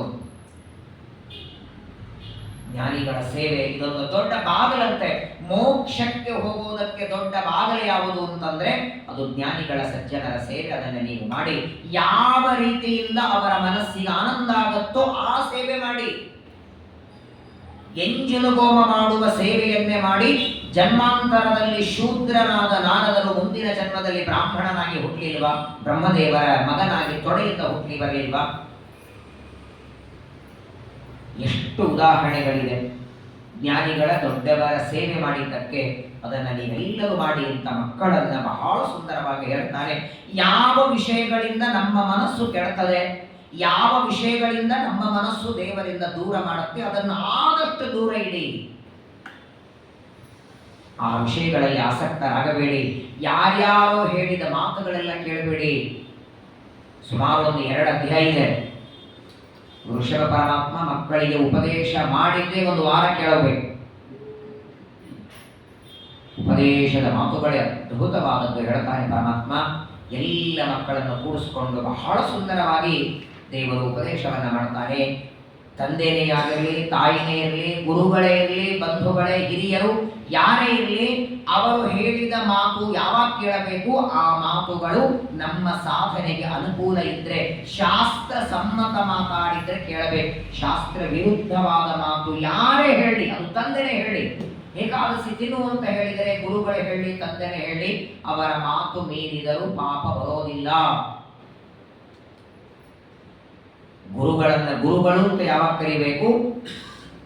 ಅಜ್ಞಾನವನ್ನ ದೂರ ಮಾಡಿ ದೇವರನ್ನ ಕಾಣುವಂತೆ ಮಾಡುವ ಜ್ಞಾನ ಉಪದೇಶ ಮಾಡುವರನ್ನ ಗುರುಗಳು. ಕೇವಲ ಜನ್ಮ ಕೊಟ್ಟ ಮಾತ್ರ ತಂದೆ ತಾಯಿ ಆಗಲ್ಲ. ಗುರುರ್ನ ಸಸ್ಯಾತ್ ಸ್ವಜನೋ ನ ಸಸ್ಯಾತ್ ಪಿತಾನ ಸಸ್ಯಾತ್ ಜನನೀನ ಸಾಸ್ಯಾತ್ ದೈವಂ ನ ತತ್ಸ್ಯಾನ್ನ ಪತಿಶ್ಚ ತತ್ಸ್ಯಾತ್ ನಮೋ ಚಯೇದ್ಯಃ ಸಮುಪೇತ ಮೃತ್ಯುಂ. ಯಾರು ನಮ್ಮನ್ನ ಅಜ್ಞಾನದಿಂದ ದೂರ ಮಾಡಿ ನಮಗೆ ಬರುವ ಅಜ್ಞಾನದ ಅಂಧಕಾರವನ್ನು ಬಿಡಿಸೋದಿಲ್ವೋ ಅಂತಹ ಗುರುಗಳು ಗುರುಗಳಲ್ಲ, ತಂದೆಯಲ್ಲ, ತಾಯಿ ಅಲ್ಲ. ಪ್ರಹ್ಲಾದರಾಜರನ್ನ ಕೂಡಿಸಿಕೊಂಡು ಷಂಡಾಮರ್ಕರು ಉಪದೇಶ ಮಾಡುತ್ತಿದ್ರು, ಗುರುಗಳೇ ಹೇಳುತ್ತಿದ್ರು. ಆ ಮಾತುಗಳನ್ನು ಕೈಗೆ ಹಾಕೊಳ್ತಿರ್ಲಿಲ್ಲ. ಅವರು ಪಾಪ ಬರಲಿಲ್ಲ ಅವರಿಗೆ. ಗುರುಗಳ ಉಲ್ಲಂಘನೆ ಮಾಡಿದ್ದಕ್ಕೆ ಪ್ರಹ್ಲಾದರಾಜರಿಗೆ ಪಾಪ ಬರಲಿಲ್ಲ. ಯಾಕಂದ್ರೆ ಅವರು ಮಾಡುವ ಉಪದೇಶ ಅದು ಧರ್ಮ, ಅರ್ಥ, ಕಾಮ 3 ಮಾತ್ರ ಹೇಳ್ತಿದ್ರು. ದೇವರ ಬಗ್ಗೆ ಉಪದೇಶ ಮಾಡದೇ ಇದ್ದ ಮಾತು ಯಾವ ವ್ಯಕ್ತಿನೇ ಹೇಳಿ ಅದನ್ನ ಕೇಳದಿದ್ದರೂ ಸರ್ವಥಾ ಪಾಪ ಬರೋದಿಲ್ಲ. ಅತ್ಯಂತ ಅಪರೂಪಕ್ಕೆ 84 ಲಕ್ಷ ಯೋನಿಗಳಲ್ಲಿ 1 ಬಾರಿ ಮನುಷ್ಯನಾಗಿ ಹುಟ್ಟುತ್ತಾನೆ. ಮೋಕ್ಷವನ್ನ ಪಡಿಬೇಕು, ನಾನು ಅಂತ ಅಭಿಮಾನ ಪಡ್ತಾನೆ. ಅದೆಷ್ಟು ಬಾರಿ ನಾನು ಅಂತಾನೆ ಮನುಷ್ಯ. ಕೊನೆಗೂ ಒಂದು ದಿನ ಈ ದೇಹವನ್ನ ಬಿಟ್ಟು ಹೋಗುವಾಗ ಎಷ್ಟು ಪ್ರೀತಿ ಮಾಡುತ್ತಿದ್ದೆ ಈ ದೇಹದ ಮೇಲೆ ಅಂತ ಆಳಬೇಕೆ ಹೊರತು ತಾನು ಪ್ರೀತಿ ಮಾಡುವ ದೇಹದ ಜೊತೆಗೆ ಮೇಲೆ ಹೋಗ್ಲಿಕ್ಕಾಗಲ್ಲ. ಹಾಗಾಗಿ ಅಭಿಮಾನವನ್ನ ಪಡದೆ ದೇವತೆಗಳ ಗುರುಗಳ ಪೂಜೆ, ಮನೆಗೆ ಬಂದ ಬ್ರಾಹ್ಮಣರ ಪೂಜೆ ಮಾಡಿ. ನೋಡಿ, ಮಕ್ಕಳನ್ನು ಕೂಡಿಸ್ಕೊಂಡು ಹೇಳ್ತಾರೆ, ಯಾವುದೇ ಅಪರಾಧ ನಿಮ್ಮಿಂದ ನಡೆದರೂ ನಾನು ಕ್ಷಮಾ ಮಾಡ್ತೇನೆ, ಬ್ರಾಹ್ಮಣ ದ್ರೋಹ ಮಾತ್ರ ಕ್ಷಮಾ ಮಾಡೋದಿಲ್ಲ. ವೈಕುಂಠ ಲೋಕದಲ್ಲಿ ದ್ವಾರಪಾಲಕರಾಗಿದ್ದ ಜಯ ವಿಜಯರು ಲಕ್ಷ್ಮೀದೇವಿ ಬರುವಾಗ ತಡೆದರೂ ದೇವರು ಸುಮ್ಮನೆ ಕೂತಿದ್ದ. ಬ್ರಹ್ಮದೇವರು ಒಳಗೆ ಬರುವಾಗ ತಡೆದರೂ ಸುಮ್ಮನೆ ಕೂತಿದ್ದ. ಶಾಪ ಕೊಡಿಸಿದ್ದ ಯಾವಾಗ? ಸನಕಾದಿಗಳು ಬಂದಾಗ ತಡೆದರೆ ಮಾತ್ರ. ಲಕ್ಷ್ಮೀದೇವಿ ಬ್ರಹ್ಮದೇವರು ಬಂದಾಗಲೂ ತಡೆದದ್ದು 3 ಬಾರಿ. ಒಟ್ಟಾರೆ ಜಯ ವಿಜಯರು ತಡೆದದ್ದು 3 ಬಾರಿ ಅನ್ನೋದಕ್ಕೆ 3 ಬಾರಿ ಹುಟ್ಟಿ ಬರಬೇಕಾಯ್ತು. ಆದರೆ ಶಾಪ ಕೊಡಿಸಿದ್ದು ಮಾತ್ರ ಹೆಂಡತಿ ಬರುವಾಗ ತಡೆದಾಗಲೂ ಶಾಪ ಕೊಡಿಸ್ಲಿಲ್ಲ. ಯಾಕೆಂದ್ರೆ ತನ್ನ ಹೆಂಡತಿ, ತನ್ನ ಮಗ ಬ್ರಹ್ಮ, ಅವರಿಗಿಂತಲೂ ಬ್ರಾಹ್ಮಣರು ನನಗೆ ಬಹಳ ಬೇಕಾದವರು ಅಂತ ಸನಕಾದಿಗಳಿಗೆ ಅವಮಾನ ಆದಾಗ ಶಾಪ ಕೊಡಿಸ್ತಾನೆ ದೇವರು. ಬ್ರಾಹ್ಮಣ, ಬ್ರಹ್ಮ ಅಂದರೆ ವೇದಗಳು, ಅದನ್ನು ಅಧ್ಯಯನ ಮಾಡ್ತಾರೆ. ನ ಬ್ರಾಹ್ಮಣೈ ಸ್ತುಲಯೇ ಭೂತಮನ್ಯತ, 100 ಕೆಜಿ ಎಳ್ಳು ತುಪ್ಪವನ್ನ ಅಗ್ನಿ ಕುಂಡದಲ್ಲಿ ಹೋಮ ಮಾಡೋದರ ಬದಲಾಗಿ ಒಂದೇ ತುತ್ತು ಬ್ರಾಹ್ಮಣನ ಮುಖದಲ್ಲಿ ಹಾಕಿ ನೇರವಾಗಿ ನಾನಿದ್ದು ಅನ್ನವನ್ನು ಸ್ವೀಕಾರ ಮಾಡ್ತೇನೆ. ಎಂದಿಗೂ ಬ್ರಾಹ್ಮಣ ದ್ರೋಹ, ಬ್ರಾಹ್ಮಣರ ನಿಂದೆ ಸರ್ವಥಾ ಬೇಡ. ಸಾಧ್ಯವಾದರೆ ಅವರಲ್ಲಿ ಪೂಜೆ ಭಕ್ತಿ ಮಾಡಲಿಕ್ಕಾಗಿಲ್ಲ ಅಂದ್ರೆ ಬಿಡಿ, ಸರ್ವಥಾ ಬ್ರಾಹ್ಮಣರ ನಿಂದೆ ಬೇಡ. ಇದನ್ನೆಲ್ಲ ಎಲ್ಲ ಮಕ್ಕಳನ್ನ ಕೂಡಿಸ್ಕೊಂಡು ಉಪದೇಶ ಮಾಡಿ ತನ್ನ ಮಕ್ಕಳಿಗೆ ತಾನು ಮಾಡಬೇಕಾದ ಶಿಕ್ಷಣೆಯನ್ನ ಮಾಡಿ ವೃಷಭ ಪರಮಾತ್ಮ ತನ್ನ ನಂತರದಲ್ಲಿ ಸಮಗ್ರವಾದ ಜಂಬೂದ್ವೀಪದ ರಾಜ್ಯವನ್ನ ತನ್ನ ಹಿರಿಯ ಮಗನಾದ ಭರತ ಚಕ್ರವರ್ತಿಗೆ ಕೊಡ್ತಾನೆ. ಜಡಭರತ ಅವರ ವೃಷಭನ ಉಪದೇಶ ತುಂಬ ಇದೆ. ಒಟ್ಟಾರೆ ಈ 15 ದಿನ ಅಮಾವಾಸ್ಯೆಯ ಒಳಗಾಗಿ 3 ಸ್ಕಂದ ಮುಗಿಸ್ಬೇಕಾಗಿದೆ. ಪಂಚಮ ಸ್ಕಂದ, ಷಷ್ಠ ಸ್ಕಂದ, ಸಪ್ತಮ ಸ್ಕಂದ, 3 ಸ್ಕಂದಗಳು ಮುಗಿಸ್ಬೇಕಾದ್ದರಿಂದ ಸ್ವಲ್ಪ ವೇಗವಾಗಿ ಹೋಗ್ತೇನೆ. ವೃಷಭ ಪರಮಾತ್ಮನ ಅತ್ಯಂತ ಮಹತ್ವದ ಉಪದೇಶದ ಮಾತುಗಳು, ಅದನ್ನೆಲ್ಲ ಮಕ್ಕಳಿಗೆ ಉಪದೇಶ ಮಾಡಿ ತನ್ನ ನಂತರದಲ್ಲಿ ತನ್ನ ಹಿರಿಯ ಮಗನಿಗೆ ಪಟ್ಟಾಭಿಷೇಕ ಮಾಡುತ್ತಾನೆ. ಭರತನಿಗೆ ತಾನು ಮಾತ್ರ ಅವಧೂತ ಚರ್ಯೆಯಿಂದ ಸಂಚಾರ ಮಾಡ್ತಿದ್ದ. ಅವಧೂತರು ಹೇಗಿರ್ತಾರೆ? ಅವರಿಗೆ ದೇಹಾಭಿಮಾನ ಇರಲ್ಲ, ಯಾರು ಕರಿಬೇಕು ಅಂತ ಅಪೇಕ್ಷೆ ಪಡಲ್ಲ, ಯಾರು ಮಾತಾಡಿಸ್ಲಿಲ್ಲ ಅಂತ ಕೋಪ ಮಾಡ್ಕೊಳ್ಳೋದಿಲ್ಲ, ಹೊಸ ಬಟ್ಟೆ ಬೇಕು, ಅನ್ನ ಬೇಕು, ಏನು ಇರಲ್ಲ, ನಿಷ್ಪ್ರಭವಾಗಿ ಓಡಾಡುತ್ತಿರ್ತಾರೆ. ಅಂತಹ ಅವಧೂತ ಚರ್ಯೆಯಿಂದ ದೇವರು ಓಡಾಡುತ್ತಿದ್ರೆ ಆ ವೃಷಭ ಪರಮಾತ್ಮ ಓಡಾಡುವ ರೀತಿ, ಅವನ ಮಾಡುವ ಕರ್ಮಗಳನ್ನೇ ಅನುಷ್ಠಾನ ಮಾಡುತ್ತಾ ಅದೇ ಒಂದು ಪದ್ಧತಿ, ಜೈನ ಪದ್ಧತಿ ಬಂತು. ಬಟ್ಟೆ ಹಾಕೊಳ್ಳದೆ ಇರೋದು. ಜೈನರಲ್ಲಿ ಬಹಳ ದೊಡ್ಡ ಧರ್ಮ ಅಂದ್ರೆ ಅಹಿಂಸಾ ಪರಮೋ ಧರ್ಮ. ಅವ್ರು ಸ್ನಾನನೇ ಮಾಡಲ್ಲ, ಗೊತ್ತಿರಬಹುದು ನಿಮಗೆ. ಜೈನರಲ್ಲಿ ಬಹಳ ಸ್ನಾನ, ತಿಕ್ಕಿ ಸ್ನಾನ ಮಾಡಲ್ಲ. ಯಾಕಂದ್ರೆ ನಾವು ಸ್ನಾನ ಮಾಡಿದ್ರೆ ದೇಹದಲ್ಲಿ ಎಷ್ಟೋ ಕ್ರಿಮಿಗಳು ಸಾಯ್ತವೆ, ಆ ಕ್ರಿಮಿಗಳಿಗೆ ಕೊಂದ ಪಾಪ ಬರ್ತದೆ. ಅನೇಕ ಧರ್ಮಗಳು ಬಟ್ಟೆ ಹಾಕೊಳ್ಳದೆ ಇರೋದು, ಅಥವಾ ಬಹಳ ಪದಾರ್ಥಗಳನ್ನು ಕುದಿಸಿದ್ರೆ ಪದಾರ್ಥಗಳಲ್ಲೆಲ್ಲ ಕ್ರಿಮಿಗಳು ಸಾಯ್ತವೆ, ರಸ ಹೊಡೆದರೆ ಸಾಯ್ತವೆ. ಅಹಿಂಸೆ ಇದು ಜೈನರಲ್ಲಿ ಪರಮ ಧರ್ಮ. ಹಾಗಾದರೆ ವೃಷಭ ಪರಮಾತ್ಮ ತಾನು ಅವಧೂತ ಚರ್ಯೆಯನ್ನ ಮಾಡ್ತಾ ಈ ಧರ್ಮವನ್ನ ಪ್ರವರ್ತನೆ ಮಾಡ್ತಾನೆ. ಅದನ್ನೇ ಮುಂದೆಲ್ಲ ಜನ ಅದನ್ನ ಮಾಡ್ತಾರೆ. ಆದರೆ ವೃಷಭನಿಗೆ ಮಾತ್ರ ದೇಹಾಭಿಮಾನ ಇಲ್ಲ. ಎಲ್ಲೆಲ್ಲಿ ಸಂಚಾರ ಮಾಡ್ತಿದ್ದ ವೃಷಭ ಪರಮಾತ್ಮ ನೋಡಿ ಭಾಗವತ ವರ್ಣನ ಮಾಡ್ತದೆ. ವೃಷಭ ಪರಮಾತ್ಮ ತಾನು ಎಲ್ಲಿ ರಾಜ್ಯವನ್ನ ಆಳುತ್ತಿದ್ದ ಜಂಬೂದ್ವೀಪ, ಅಲ್ಲಿ ಮಾತ್ರವಲ್ಲ ಸಮಗ್ರವಾದ 7 ದ್ವೀಪದ ರಾಜ್ಯದಲ್ಲಿ ಎಲ್ಲ ಕಡೆಗೆ ಸಂಚಾರವನ್ನ ಮಾಡ್ತಾ ಕೆಲವು ಸಲ ಕರ್ನಾಟಕಕ್ಕೂ ಬಂದಿದ್ದ. ಮಹಾರಾಷ್ಟ್ರ, ಕರ್ನಾಟಕ, ದ್ರಾವಿಡ ಅಂದ್ರೆ ಗುಜರಾತಿಗೆ ಎಲ್ಲ ದೇಶಗಳಲ್ಲಿ ಪರಮಾತ್ಮ ಸಂಚಾರ ಮಾಡ್ತಾ ಆ ವೃಷಭ ಪರಮಾತ್ಮ ಕೆಲವರಿಗೆ ಧರ್ಮವನ್ನ ಬೋಧನೆ ಮಾಡ್ತಿದ್ದ. ನೋಡಿ ವಿಚಿತ್ರ, ಅವನು ಸಂಚಾರ ಮಾಡ್ತಿದ್ರೆ ಅವನ ಸಂಚಾರದಿಂದಲೇ ಕೆಲವರು ಒಂದು ಧರ್ಮ ತಿಳ್ಕೊಂಡ್ರು, ಆ ಒಂದು ಜೈನ ಧರ್ಮ ಪದ್ಧತಿಗೆ ಬಂತು. ಆದರೆ ಭಗವಂತ ಮಾತ್ರ ಇಡೀ ಜಗತ್ತಿಗೆ ಒಂದು ಸಂದೇಶವನ್ನ ಕೊಟ್ಟು, ಮೊದಲು ಬ್ರಹ್ಮಚಾರಿಯಾದ, ಜಯಂತಿಯನ್ನು ವಿವಾಹ ಮಾಡಿಕೊಂಡು ಗೃಹಸ್ಥನಾಗಿ ಮಕ್ಕಳನ್ನ ಪಡೆದು ಮಕ್ಕಳಿಗೆ ಉಪದೇಶ ಮಾಡಿ ರಾಜ್ಯವನ್ನ ಕೊಟ್ಟ. ಅನಂತರದಲ್ಲಿ ಅವಧೂತನಾಗಿ ವಾನಪ್ರಸ್ಥನಾದ, ಕೊನೆಗೆ ತಾನು ಸನ್ಯಾಸಿಯಾಗಿ ವೃಷಭ ಪರಮಾತ್ಮ ಅರಣ್ಯದೊಳಗೆ ಜೋರಾಗಿ ಕಾಡಿಗಿಚ್ಚು ಹತ್ಕೊಂಡಿದೆ, ಅದರಲ್ಲಿ ಪ್ರವೇಶ ಮಾಡಿಬಿಟ್ಟ. ಅಜ್ಞಾನಿಗಳಿಗೆ ಏನ್ ಗೊತ್ತಾಯಿತು? ವೃಷಭನ ದೇಹವು ನಮ್ಮಂತೆ ಸುಟ್ಟೋಯಿತು. ಸುಳ್ಳಿಕ್ಕೆ ಪ್ರಾಕೃತ ಶರೀರವ, ದೇವರಿಗೆ ನಮ್ಮ ಹಾಗೆ ಜನ್ಮ ಮರಣಗಳಿಲ್ಲ. ಅವನಿಗೂ ಮರಣ ಆಯಿತು, ಅವನು ಸತ್ತ, ಅವನ ದೇಹನು ಸಂಸ್ಕಾರ ಮಾಡಿದ್ರು, ಅವನ ಅಸ್ಥಿಗಳೆಲ್ಲ ಶ್ರೀರಂಗಪಟ್ಟಣಕ್ಕೆ ಹೋಗಿ ವಿಸರ್ಜನೆ ಮಾಡಿ ಬಂದ್ರು. ಒಂದು 10 ದಿನ ಕರ್ಮ ಮಾಡಿ ಆಮೇಲೆ ತುಪ್ಪ ಸಕ್ಕರೆ ಊಟ ಮಾಡಿ, ಯಾವುದೇ ಅವತಾರದಿಂದ ದೇವರು ಭೂಮಿಗೆ ಬಂದ್ರೆ ತಾನು ಮಾಡಬೇಕಾದ ಕಾರ್ಯವನ್ನ ಮುಗಿಸಿ ತನ್ನ ಮೂಲ ರೂಪದಲ್ಲಿ ಮತ್ತೆ ಸೇರ್ಕೊಳ್ತಾನೆ. ಹಾಗಾಗಿ ಅವನ ಭೂಮಿಗೆ ಬರೋದು ಅವತಾರ, ಅವನು ಮತ್ತೆ ತನ್ನ ಮೂಲ ರೂಪದಲ್ಲಿ ಹೋಗಿ ಸೇರ್ಕೊಳ್ತಾನೆ. ಐಕ್ಯ ಹೊರತು ನಮ್ಮಂತೆ ಶರೀರವನ್ನ ಸುಟ್ಟುಕೊಂಡು ಮರಣ ದೇವರಿಗಿಲ್ಲ. ಆದರೆ ಈ ವೃಷಭ ರೂಪದಿಂದ ಮಾತ್ರ ದೇವರು ಹಾಗೆ ತೋರಿಸಿದ್ದಾನೆ, ಬೇರೆ ಅವತಾರದಲ್ಲಿ ತೋರಿಸಿಲ್ಲ. ವೃಷಭ ಪರಮಾತ್ಮ ಅರಣ್ಯದಲ್ಲಿ ಹೊತ್ತುಕೊಳ್ಳುವ ದೊಡ್ಡದಾದ ಕಾಡಿಗಿಚ್ಚಿನಲ್ಲಿ ಪ್ರವೇಶ ಮಾಡಿ ದೇಹವನ್ನ ಬಿಡುತ್ತಾನೆ. ಅನಂತರದಲ್ಲಿ ವೃಷಭ ಪರಮಾತ್ಮನ 100 ಜನ ಮಕ್ಕಳಲ್ಲಿ ಹಿರಿಯ ಮಗನಾದಂತಹ ಭರತ ಚಕ್ರವರ್ತಿ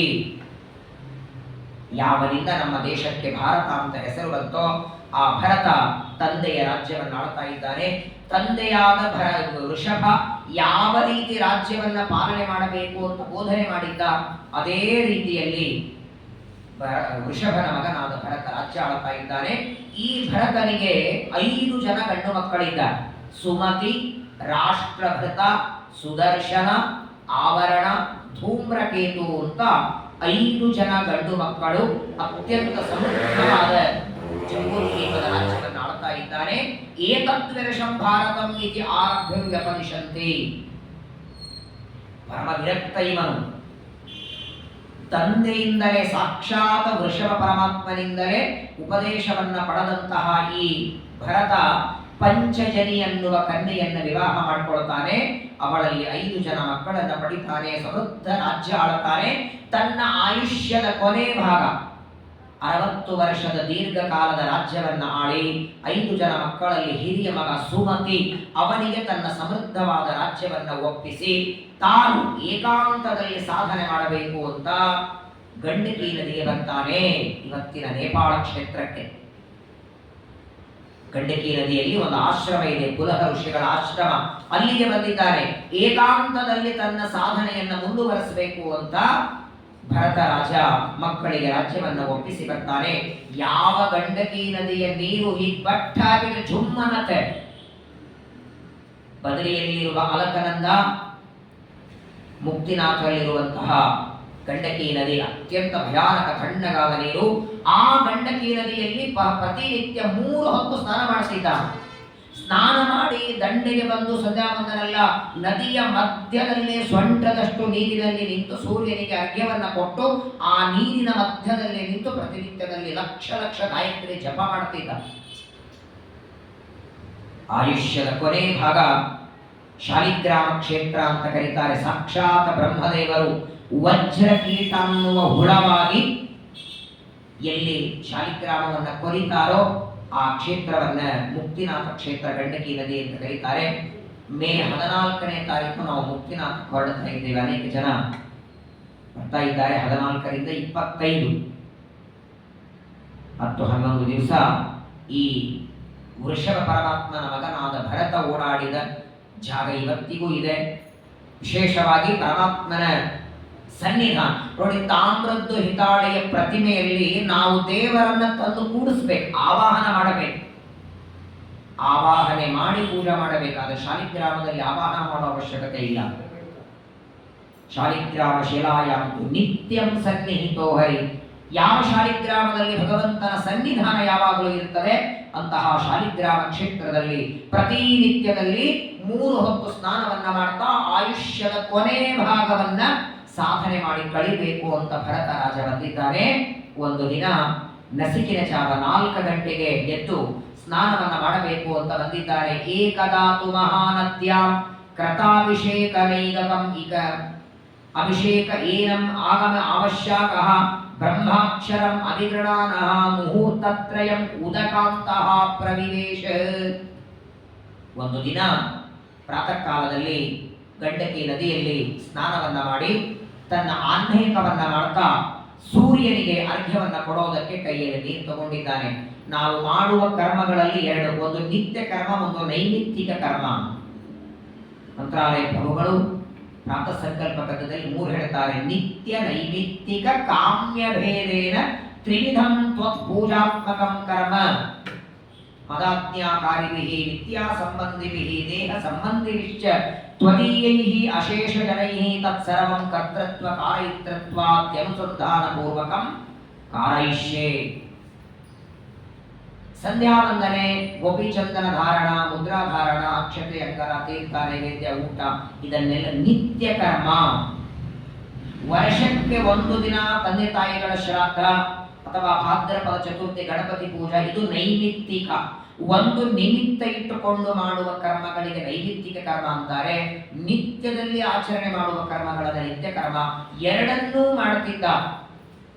ನಿತ್ಯ ಮತ್ತು ನೈಮಿತ್ತಿಕ 2 ಕರ್ಮಗಳನ್ನ ಮಾಡ್ತಾ ಇರುವ ವೃಷಭನ ಹಿರಿಯ ಮಗನಾದ ಭರತ ಆ ಗಂಡಕಿ ನದಿಯಲ್ಲಿ ಸ್ನಾನವನ್ನ ಮಾಡಿ ಸೂರ್ಯನಿಗೆ ಅರ್ಘ್ಯವನ್ನ ಕೊಟ್ಟು ಓಂಕಾರವನ್ನ ಪರಮಾತ್ಮನ ಅತ್ಯಂತ ಶ್ರೇಷ್ಠವಾದ ಓಂಕಾರವನ್ನು ಜಪ ಮಾಡ್ತಾ, ಗಾಯತ್ರಿ ಮಂತ್ರವನ್ನು ಜಪ ಮಾಡ್ತಾ ಆ ನೀರಿನಲ್ಲಿ ಕಣ್ಣು ಮುಚ್ಚಿದ್ದಾನೆ. ಅದೇ ಸಂದರ್ಭದಲ್ಲಿ ಒಂದು ತುಂಬು ಗರ್ಭಿಣಿ ಜಿಂಕೆ ನೀರು ಕುಡಿಯೋದಕ್ಕೆ ಬಂದಿದೆ. ಗಂಡಕಿ ನದಿಯಲ್ಲಿ ನೀರು ಕುಡಿಬೇಕು ಅಂತ ಜಿಂಕೆ ಬಂದಿದೆ, ಗರ್ಭಿಣಿ. ಆ ಜಿಂಕೆ ನದಿಗೆ ಬಾಯಿ ಹಚ್ಚಿ ನೀರು ಕುಡಿತಾ ಇದೆ. ಪೇಪೀಯಮಾನ, ಆ ಜಿಂಕೆ ನೀರು ಕುಡಿತಾ ಇದೆ. ಅದೇ ಸಂದರ್ಭದಲ್ಲಿ ಆ ನದಿ ದಂಡೆಯೊಳಗೆ ದೊಡ್ಡದಾದ ಸಿಂಹ ಗರ್ಜನೆ ಮಾಡುತ್ತದೆ. ದೂರದಲ್ಲಿದೆ ಸಿಂಹ, ಇಲ್ಲಿಲ್ಲ. ಅತಿ ದೂರದಲ್ಲಿ ಸಿಂಹ ಜೋರಾಗಿ ಗರ್ಜನೆ ಮಾಡಿದರೆ ಆ ಸಿಂಹದ ಗರ್ಜನೆ ಕೇಳಿದ ಈ ಜಿಂಕೆ, ನಾನು ಗರ್ಭಿಣಿ, ಆ ಸಿಂಹವನ್ನು ತಿಂದು ಹಾಕಿದರೆ ನಾನು ಬೇಕಾದ್ರೆ ಸಾಯೋದಕ್ಕಿದ್ದೇನೆ, ಗರ್ಭದಲ್ಲಿದ್ದ ಮಗು ಯಾಕೆ ಸಾಯ್ಬೇಕು? ಭಯ ಆಯಿತನಕ್ಕೆ. ದೂರದಲ್ಲಿ ಇರುವ ಸಿಂಹದ ಧ್ವನಿಯನ್ನ ಕೇಳಿದ ಜಿಂಕೆ ಗರ್ಭದಲ್ಲಿದ್ದ ಮಗುವಿನ ರಕ್ಷಣೆ ಮಾಡಬೇಕು ಅಂತ ನದಿಯ ಈ ದಡದಿಂದ ಆ ದಡಕ್ಕೆ ಹಾರಬೇಕು. ಅಷ್ಟು ಜೋರಾಗಿ ಹಾರಿ ಅಲ್ಲಿ ತನ್ನ ಮಗುವಿನ ರಕ್ಷಣೆ ಮಾಡಬೇಕು. ಅಲ್ಲಿವರೆಗೆ ಸಿಂಹ ಬರೋದಿಲ್ಲ ಅಂತ ತನ್ನ ಕೂಸಿನ ರಕ್ಷಣೆ ಮಾಡೋದಕ್ಕೆ ಜೋರಾಗಿ ಹಾರುತ್ತದೆ. ಆದರೆ ತ್ವಂ ತ್ವೇಣ ಗುಣಕಂ ಕೃಪಣ ಸ್ರೋತಸಾಚ ಉದ್ಯಮಾನ.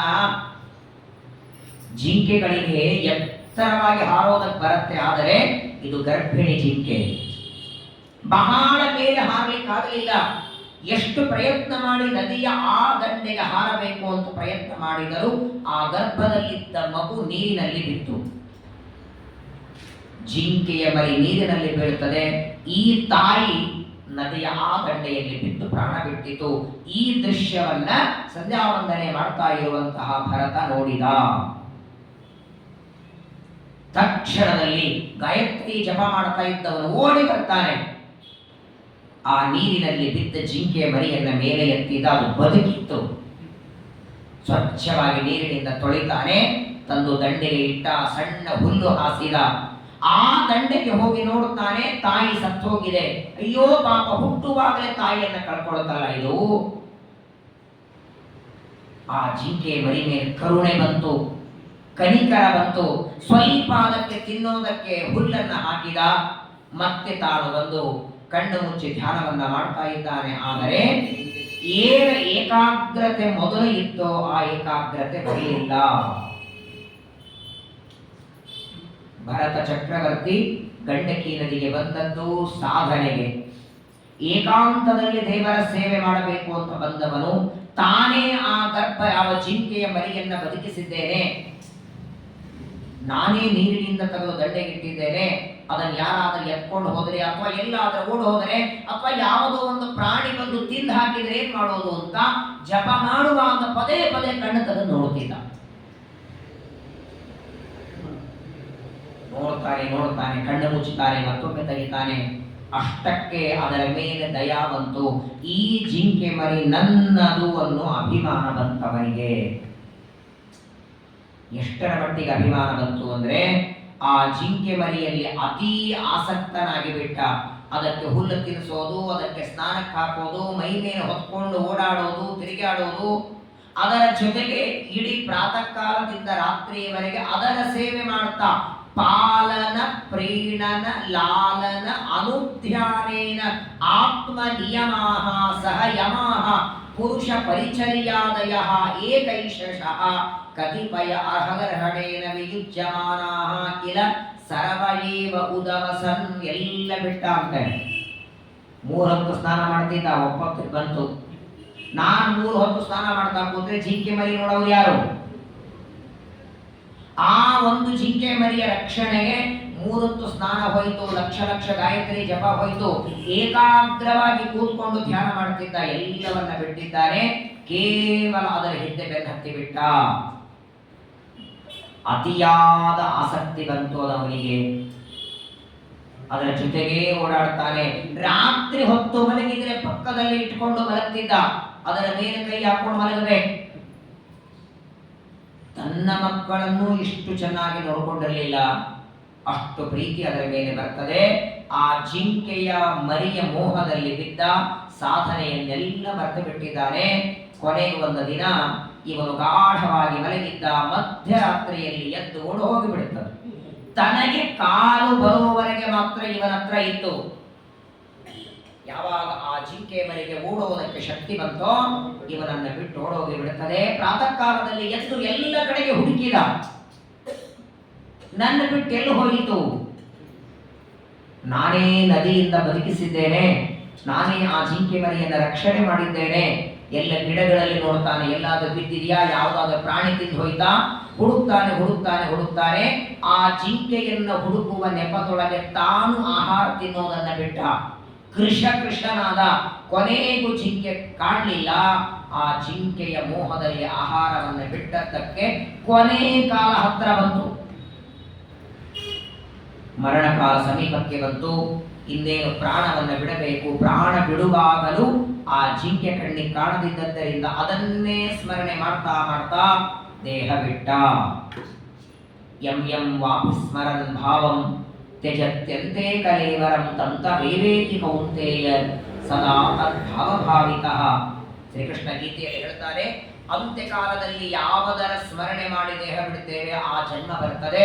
ಈ ಭರತನಿಗೆ, ವೃಷಭನ ಮಗನಾದ ಭರತನಿಗೆ ತನ್ನ ಮರಣ ಕಾಲದಲ್ಲಿ ಜಿಂಕೆಯ ಸ್ಮರಣೆ ಮಾಡಿ ಸತ್ತದ್ದಕ್ಕೆ ಜನ್ಮಾಂತರದಲ್ಲಿ ಜಿಂಕೆಯಾಗ್ತಾನೆ. ಆದರೆ ಅವನು ಜಿಂಕೆಯಾದರೂ ಹಿಂದಿನ ಜನ್ಮದಲ್ಲಿ ತಾನು ಯಾರು, ಯಾರ ಮಗ, ಯಾವ ಸಾಧನೆಗೆ ನಾನು ನದಿಗೆ ಬಂದಿದ್ದೆ, ಯಾವ ಕಾರಣಕ್ಕೆ ಜಿಂಕೆ ಜನ್ಮ ಬಂತು ಎಲ್ಲ ನೆನಪಿದೆ ಅವನಿಗೆ. ಜನ್ಮಾಂತರದ ಸ್ಮರಣೆ ಹೋಗಿರಲಿಲ್ಲ. ಅದೇ ಗಂಡಕಿಗೆ ಬರ್ತಾರೆ, ತಾನು ಭರತನಾದಾಗ ಎಲ್ಲಿ 3 ಹೊತ್ತು ಸ್ನಾನವನ್ನ ಮಾಡುತ್ತಿದ್ದ ಅದೇ ಗಂಡಕಿ ನದಿಗೆ ಜಿಂಕೆಯಾದಾಗ ಬರ್ತಾನೆ, ನೆನೆಸ್ಕೊಳ್ತಾನೆ, ಇಲ್ಲೇ ನಾನು ಸ್ನಾನ ಮಾಡಿ ಧ್ಯಾನ ಮಾಡುತ್ತಿದ್ದೆ, ಆ ಜಿಂಕೆಯ ವ್ಯಾಮೋಹಕ್ಕೆ ಬಿದ್ದು ನಾನು ಜಿಂಕೆಯಾದೆ. ಆದರೆ ನಿಶ್ಚಯ ಮಾಡಿಕೊಂಡ, ಈ ಜಿಂಕೆಯ ಶರೀರದೊಳಗೆ ಬಹಳ ದಿನ ಇರೋದು ಬೇಡ. ಆ ಜಿಂಕೆಯ ಶರೀರಕ್ಕೆ ತಕ್ಕಂತೆ ಏನೇನು ಮಾಡಬೇಕು, ನೀರು ಕುಡಿಯೋದು, ಹುಲ್ಲು ತಿನ್ನೋದು, ಅದನ್ನೇನು ಮಾಡಬೇಕು ಮಾಡ್ತಿದ್ದ. ಕೆಲವು ದಿನಗಳವರೆಗೆ ಉಪವಾಸ ಮಾಡಿಬಿಟ್ಟ. ಯಾಕಂದ್ರೆ ಎಷ್ಟು ಉಪವಾಸ ಮಾಡ್ತೇನೆ ಅಷ್ಟು ಬೇಗ ಈ ಶರೀರ ಹೋಗುತ್ತಲ್ಲ. ಬೇಗ ಜಿಂಕೆಯ ಶರೀರವನ್ನು ಬಿಟ್ಟು ಸಾಧನ ಶರೀರವನ್ನು ಪಡಿಬೇಕು ಅಂತ ಕಾಲಂಜರ ಪರ್ವತಕ್ಕೆ ಬಂದು ಪರ್ವತದಿಂದ ಕೆಳಗೆ ಹಾರಿಬಿಟ್ಟ. ಆ ಜಿಂಕೆಯ ಶರೀರ ಹೋಯಿತು. ಮತ್ತೆ ಇವನಿಗೆ 3ನೇ ಜನ್ಮ ಬಂತು. ಮೊದಲನೇದ್ದು ವೃಷಭನ ಮಗನಾಗಿ ಭರತನಾಗಿದ್ದ, 2ನೇದ್ದು ಜಿಂಕೆಯ ವ್ಯಾಮೋಹದಲ್ಲಿ ಜಿಂಕೆಯಾಗಿದ್ದ. ಈಗ ಮತ್ತೆ ಆ ಜಿಂಕೆಯ ಶರೀರವನ್ನ ಬಿಟ್ಟು ಅಂಗಿರಸ ಗೋತ್ರದಲ್ಲಿ ಅಥ ಕಥಚಿತ್ ದ್ವಿಜವರಸ್ಯ ಅಂಗಿರ ಪ್ರವರಸ್ಯ, ಅಂಗಿರಸ ಗೋತ್ರದಲ್ಲಿ ಒಬ್ಬ ಬ್ರಾಹ್ಮಣ, ಅವನಿಗಿಬ್ಬರು ಮಡದಿಯರು. ಮೊದಲನೇ ಹೆಂಡತಿಯಲ್ಲಿ 9 ಜನ ಗಂಡು ಮಕ್ಕಳು, 2ನೇ ಹೆಂಡತಿಯಲ್ಲಿ 1 ಹೆಣ್ಣು 1 ಗಂಡು. ಆ ಗಂಡು ಅಂದ್ರೆ ಈ ಭರತ. ಮತ್ತೆ ಹುಟ್ಟಿ ಬಂದಿದ್ದಾನೆ 3ನೇ ಜನ್ಮ. ಒಮ್ಮೆ ವೃಷಭನ ಮಗ ಭರತನಾಗಿ, ಒಮ್ಮೆ ಜಿಂಕೆಯಾಗಿ, ಈಗ 3ನೇ ಬಾರಿ ಬರ್ತಾನೆ. ಈಗಲೂ ಅವನಿಗೆ ಭರತ ಅಂತ ಹೆಸರಿಟ್ಟಿದ್ದಾರೆ. ಆದರೆ ಇವನು ಹುಟ್ಟಿ ಬರುವಾಗಲೇ ವಿಷಯದಲ್ಲಿ ಆಸಕ್ತನಾಗದೆ ಯಾರ ಜೊತೆಗೂ ಮಾತಾಡೋದು ಬೇಡ, ಒಂದು ಜಿಂಕೆಯ ಮರಿಯ ವ್ಯಾಮೋಹಕ್ಕೆ ಬಿದ್ದು ಇಡೀ ಜನ್ಮ ಜಿಂಕೆ ಕಾದೆ ನಾನು. ಮತ್ತೆ ಯಾವುದೋ ಮನುಷ್ಯರ ಪ್ರಾಣಿಗಳ ವ್ಯಾಮೋಹಕ್ಕೆ ಬಿದ್ದು ಮಾನವ ಶರೀರ ಕಳ್ಕೊಳ್ಳೋದು ಬೇಡ ಅಂತ ಅವತ್ತಿನಿಂದ ಡಿಸೈಡ್ ಮಾಡಿದ. ಜಗತ್ತಿನ ದೃಷ್ಟಿಯೊಳಗೆ ಹುಚ್ಚರಂತೆ ಇರಬೇಕು. ಯಾರೇ ನಮ್ಮ ಜೊತೆ ಮಾತಾಡ್ಲಿಕ್ಕೆ ಬಂದ್ರೆ ಹುಚ್ಚರಂತೆ ವರ್ತನೆ ಮಾಡುತ್ತಿದ್ದ ಎಲ್ಲ ಜನ ಅವನ್ನ ದೂರ ತಳ್ಳಿ ಬಿಡ್ತಿದ್ರು. ತಾವಾಗಿ ತಾವು ಜನ ನನ್ನನ್ನು ದೂರ ಮಾಡಲಿ ಅಂತ ಹುಚ್ಚರಂತೆ ಜಡಗಳಂತೆ ಓಡಾಡುತ್ತಿದ್ದ. ಹಾಗಾಗಿ ಜಡಭರ್ತ ಅಂತ ಪ್ರಸಿದ್ಧನಾದ. ಜಡ ಅಂದ್ರೆ ವಾಸ್ತವಿಕವಾಗಿ ಕಲ್ಲು. ಇವತ್ತು ನಾವು ಜಡಭರ್ತ ಅಂತ ಯಾರನ್ನು ಕರೀತೀವಿ, ಎಂಥವ್ರನ್ನ ಏನು ಮಾಡದೆ. ಆದ್ರೆ ಇವನಿಗೆ ಆ ದೃಷ್ಟಿಯಲ್ಲಿ ಜಡ ಬರ್ತಲ್ಲ. ಜಗತ್ತಿನ ಹೊರಗಿನ ಪ್ರಪಂಚಕ್ಕೆ ಇವನೇನು ಮಾಡ್ತಿರ್ಲಿಲ್ಲ, ಸ್ನಾನ ಮಾಡ್ತಿರ್ಲಿಲ್ಲ, ಸಂಧ್ಯಾ ವಂದನೆ ಮಾಡ್ತಿರ್ಲಿಲ್ಲ, ಜಪ ಇಲ್ಲ, ಯಾರಾದ್ರೂ ಮಾಡಿಸಿದ್ರೆ ಮಾಡ್ತಿದ್ದ. ಆದರೆ ಬಾಹ್ಯವಾದ ಯಾವ ಕರ್ಮಗಳು ಇವನು ಮಾಡ್ತಿರ್ಲಿಲ್ಲ. ಆದರೆ ಮನಸ್ಸಿನೊಳಗೆ ಸಮಾಧಿಯೊಳಗೆ ಮಾತ್ರ ದೇವರ ಧ್ಯಾನ ಮಾಡುತ್ತಿದ್ದ. ಪರಮ ವಿಷ್ಣು ಭಕ್ತ ಇವ, ಮಹಾ ತಪಸ್ವಿ, ಮೇಧಾವಿ, ಶಾಲಿಗ್ರಾಮ ಕ್ಷೇತ್ರ ಗಂಡಕಿ ನದಿಯಲ್ಲಿ ಸ್ನಾನ ಮಾಡಿದ ವ್ಯಕ್ತಿ. ಜನರ ದೃಷ್ಟಿಯೊಳಗೆ ಹುಚ್ಚರಂತೆ ಓಡಾಡುತ್ತಿದ್ದ. ತಂದೆಗೆ ದೊಡ್ಡ ಚಿಂತೆಯಾಗಿ, ಏನಪ್ಪ ಮಗನ ಪರಿಸ್ಥಿತಿ, ತಾವು ಬದುಕಿರುವವರೆಗೆ ತಂದೆ ಸ್ನಾನಕ್ಕೆ ಹಾಕಬೇಕು, ಗೋಪಿ ಚಂದನ ಹಚ್ಚಬೇಕು, ಅವ್ರು ಹಾಕಿದ್ರೆ ಸ್ನಾನ ಮಾಡ್ತಿದ್ದ. 1 ದಿನ ಸ್ನಾನ ಮಾಡಿಸಿ ಅಂತ ಕೇಳ್ತಿರ್ಲಿಲ್ಲ, ಊಟಕ್ಕೆ ಕೊಡಿ ಅಂತ ಕೇಳ್ತಿರ್ಲಿಲ್ಲ. ಹಾಕಿದ್ರೆ ಊಟ ಮಾಡ್ಬೇಕು, ಇಲ್ಲ ಅಂದ್ರೆ ಒಂದೊಂದು ವಾರಗಟ್ಟಲೆ ಅನ್ನ ಕೊಡದೇ ಇದ್ರು ಯಾಕೆ ಅಂತ ಕೇಳ್ತಿರಲಿ. ಜಡಭರತ ಅಂತ ಪ್ರಸಿದ್ಧನಾದ ನೋಡಿ. ತಂದೆ ತಾಯಿಗಳಿಗೆ ಹೆತ್ತವರಿಗೆ ಹೆಗ್ಗಣನು ಮುದ್ದು ಅಂತಾರಲ್ಲ, ಏನಿದ್ರು ತಂದೆ ತಾಯಿಗಳ ಪ್ರೀತಿ ಮಾಡ್ತಾರೆ. ತಾವು ಬದುಕಿರುವವರೆಗೆ ತಾವೇ ಸ್ಥಾನಕ್ಕೆ ಹಾಕಿ ಸಂಧ್ಯಾ ವಂದನೆ ಜಪ ಎಲ್ಲ ಮಾಡಿಸ್ತಿದ್ರು. ಕೊನೆಗೆ ಒಂದು ದಿನ ಆ ಜಡಭರ್ತನ ತಂದೆ ತಾಯಿ ಇಬ್ಬರು ಸತ್ತು ಹೋಗ್ತಾರೆ. 9 ಜನ ಅಣ್ಣಂದ್ರ ಕೈಗೆ ಬಂದ ಇವ. ಆ 9 ಜನ ಅಣ್ಣಂದ್ರಂತಾರೆ, ನೋಡು ತಂದೆ ತಾಯಿ ಏನಿದ್ರು ಮಗ ಪ್ರೀತಿ ಅಂತ ನಿನ್ನನ್ನು ಕೂಡಿಸಿ ಊಟಕ್ಕೆ ಹಾಕ್ತಿದ್ರು, ನಾವು ಹಾಗೆ ಮಾಡಲ್ಲ. ನೀನೇನಾದ್ರೂ ಕೆಲಸ ಮಾಡಿದ್ರೆ ನೀನು ಊಟ ಕಾಣ್ತೀನಿ. ನಿನಗೇನು ಬೇರೆ ಕಷ್ಟದ ಕೆಲಸ ಹೇಳಲ್ಲ. ಹೊಲದಲ್ಲಿ ಧಾನ್ಯಗಳೆಲ್ಲ ಬಿತ್ತಿದೆ, ಪ್ರಾಣಿ ಪಕ್ಷಿಗಳೆಲ್ಲ ಬಂದು ತಿಂತದೆ, ಅವುಗಳನ್ನ ತಿನ್ನಬಾರದು ಅಂತ ಬಿದಿರು ಗೊಂಬೆ ಅಂತ ನಿಲ್ಲಿಸಿರ್ತಾರೆ. ಯಾವುದೋ ಕಟ್ಟಿಗೆ ಗೊಂಬೆ ಯಾಕೆ, ಇವನನ್ನೇ ಒಯ್ದಿಟ್ರೆ ಆಯ್ತು.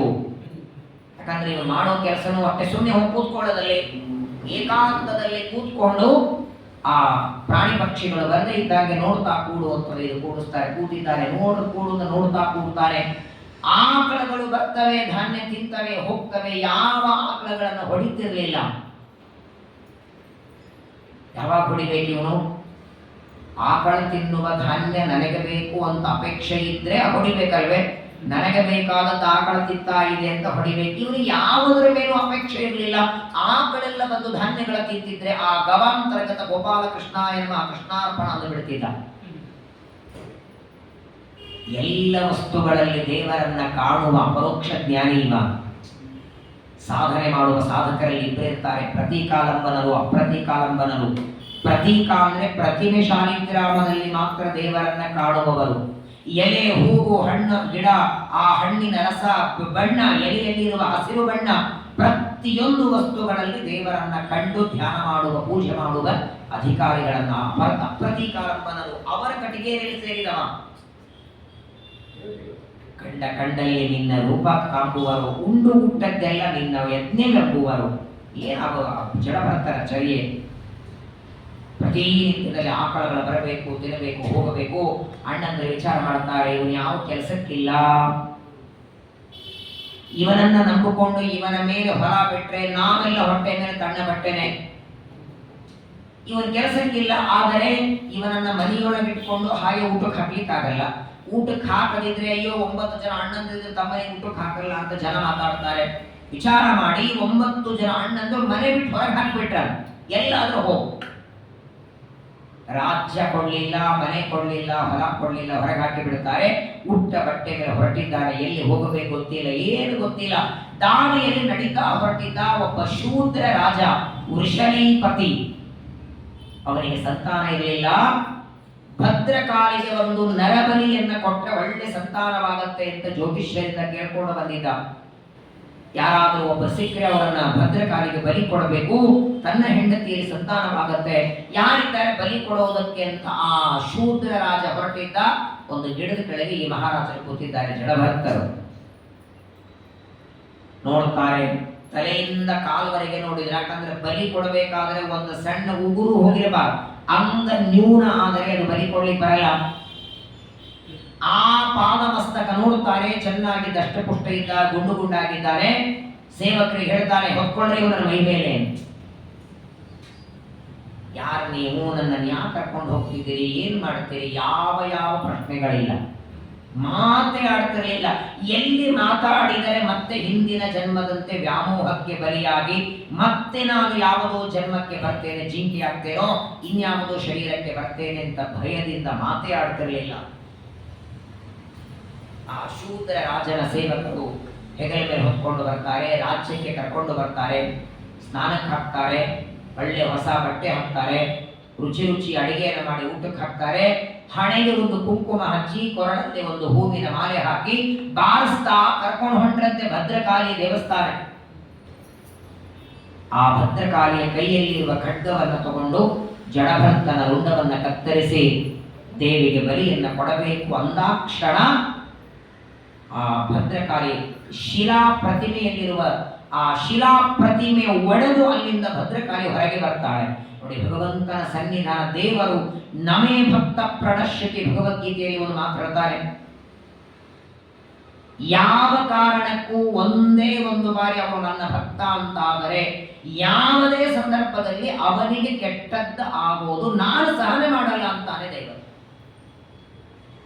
ದೇವರ ಪರಮಭಕ್ತ ಈ ಜಡಭಕ್ತ ಇವನನ್ನ ಭದ್ರಕಾಲಿಗೆ ಬಲಿ ಕೊಡೋದಕ್ಕೆ ಹೊರಟಿದ್ದಾರೆ. ಸುಮ್ಮನೆ ಕೂಡುತ್ತಾನ ದೇವರು. ಶಿಲಾ ಪ್ರತಿಮೆ ಒಡೆದು ಭದ್ರಕಾಳಿ ಹೊರಗೆ ಬಂದು ಕೈಯಲ್ಲಿ ಖಡ್ಗವನ್ನು ತಗೊಂಡು ಎಲ್ಲರ ರುಂಡವನ್ನ ಕತ್ತರಿಸಿ ಮತ್ತೆ ತಾನು ಪ್ರತಿಮೆಯಲ್ಲಿ ಸನ್ನಿಹಿತಳಾಗ್ತಾಳೆ. ಅವಳಿಗೆ ನಮಸ್ಕಾರ ಮಾಡಿ ಅಲ್ಲಿಂದ ಹೊರಡ್ತಾನೆ. ಮುಂದೆ ಬರಬೇಕಾದಾಗ ರಹುಗಣ ಅಂತ ಒಬ್ಬ ರಾಜ, ಸಿಂಧು ದೇಶದ ರಾಜ, ಮಹಾಧಾರ್ಮಿಕ, ಪರಮ ನಿಷ್ಠಾವಂತ. ಈ ಶೂದ್ರ ರಾಜನಂತೆ ಅಲ್ಲ, ಆದರೆ ಅವನು ಪಲ್ಲಕ್ಕಿಯಲ್ಲಿ ಪಾತಾಳಕ್ಕೆ ಹೊರಟಿದ್ದ. ಕಪಿಲರ ಆಶ್ರಮದಲ್ಲಿ ಕಪಿಲ ಪರಮಾತ್ಮ ದೇವಹೂತಿಗೆ ಉಪದೇಶ ಮಾಡಿದ್ದನ್ನ ಕೇಳಿಸ್ಕೊಂಡಿದ್ದ. ಹಾಗಾದರೆ ನಾನು ಕಪಿಲ ಪರಮಾತ್ಮನಿಂದ ಉಪದೇಶ ಪಡಿಬೇಕು ಅಂತ ಪಲ್ಲಕ್ಕಿಯಲ್ಲಿ ಕೂತ್ಕೊಂಡು ಹೊರಟಿದ್ದಾನೆ. ಆ ಪಲ್ಲಕ್ಕಿ ಹೊತ್ಕೊಳ್ಳೋದಕ್ಕೆ 4 ಜನ ಬೇಕು, 3 ಮಾತ್ರ ಇದ್ದಾರೆ.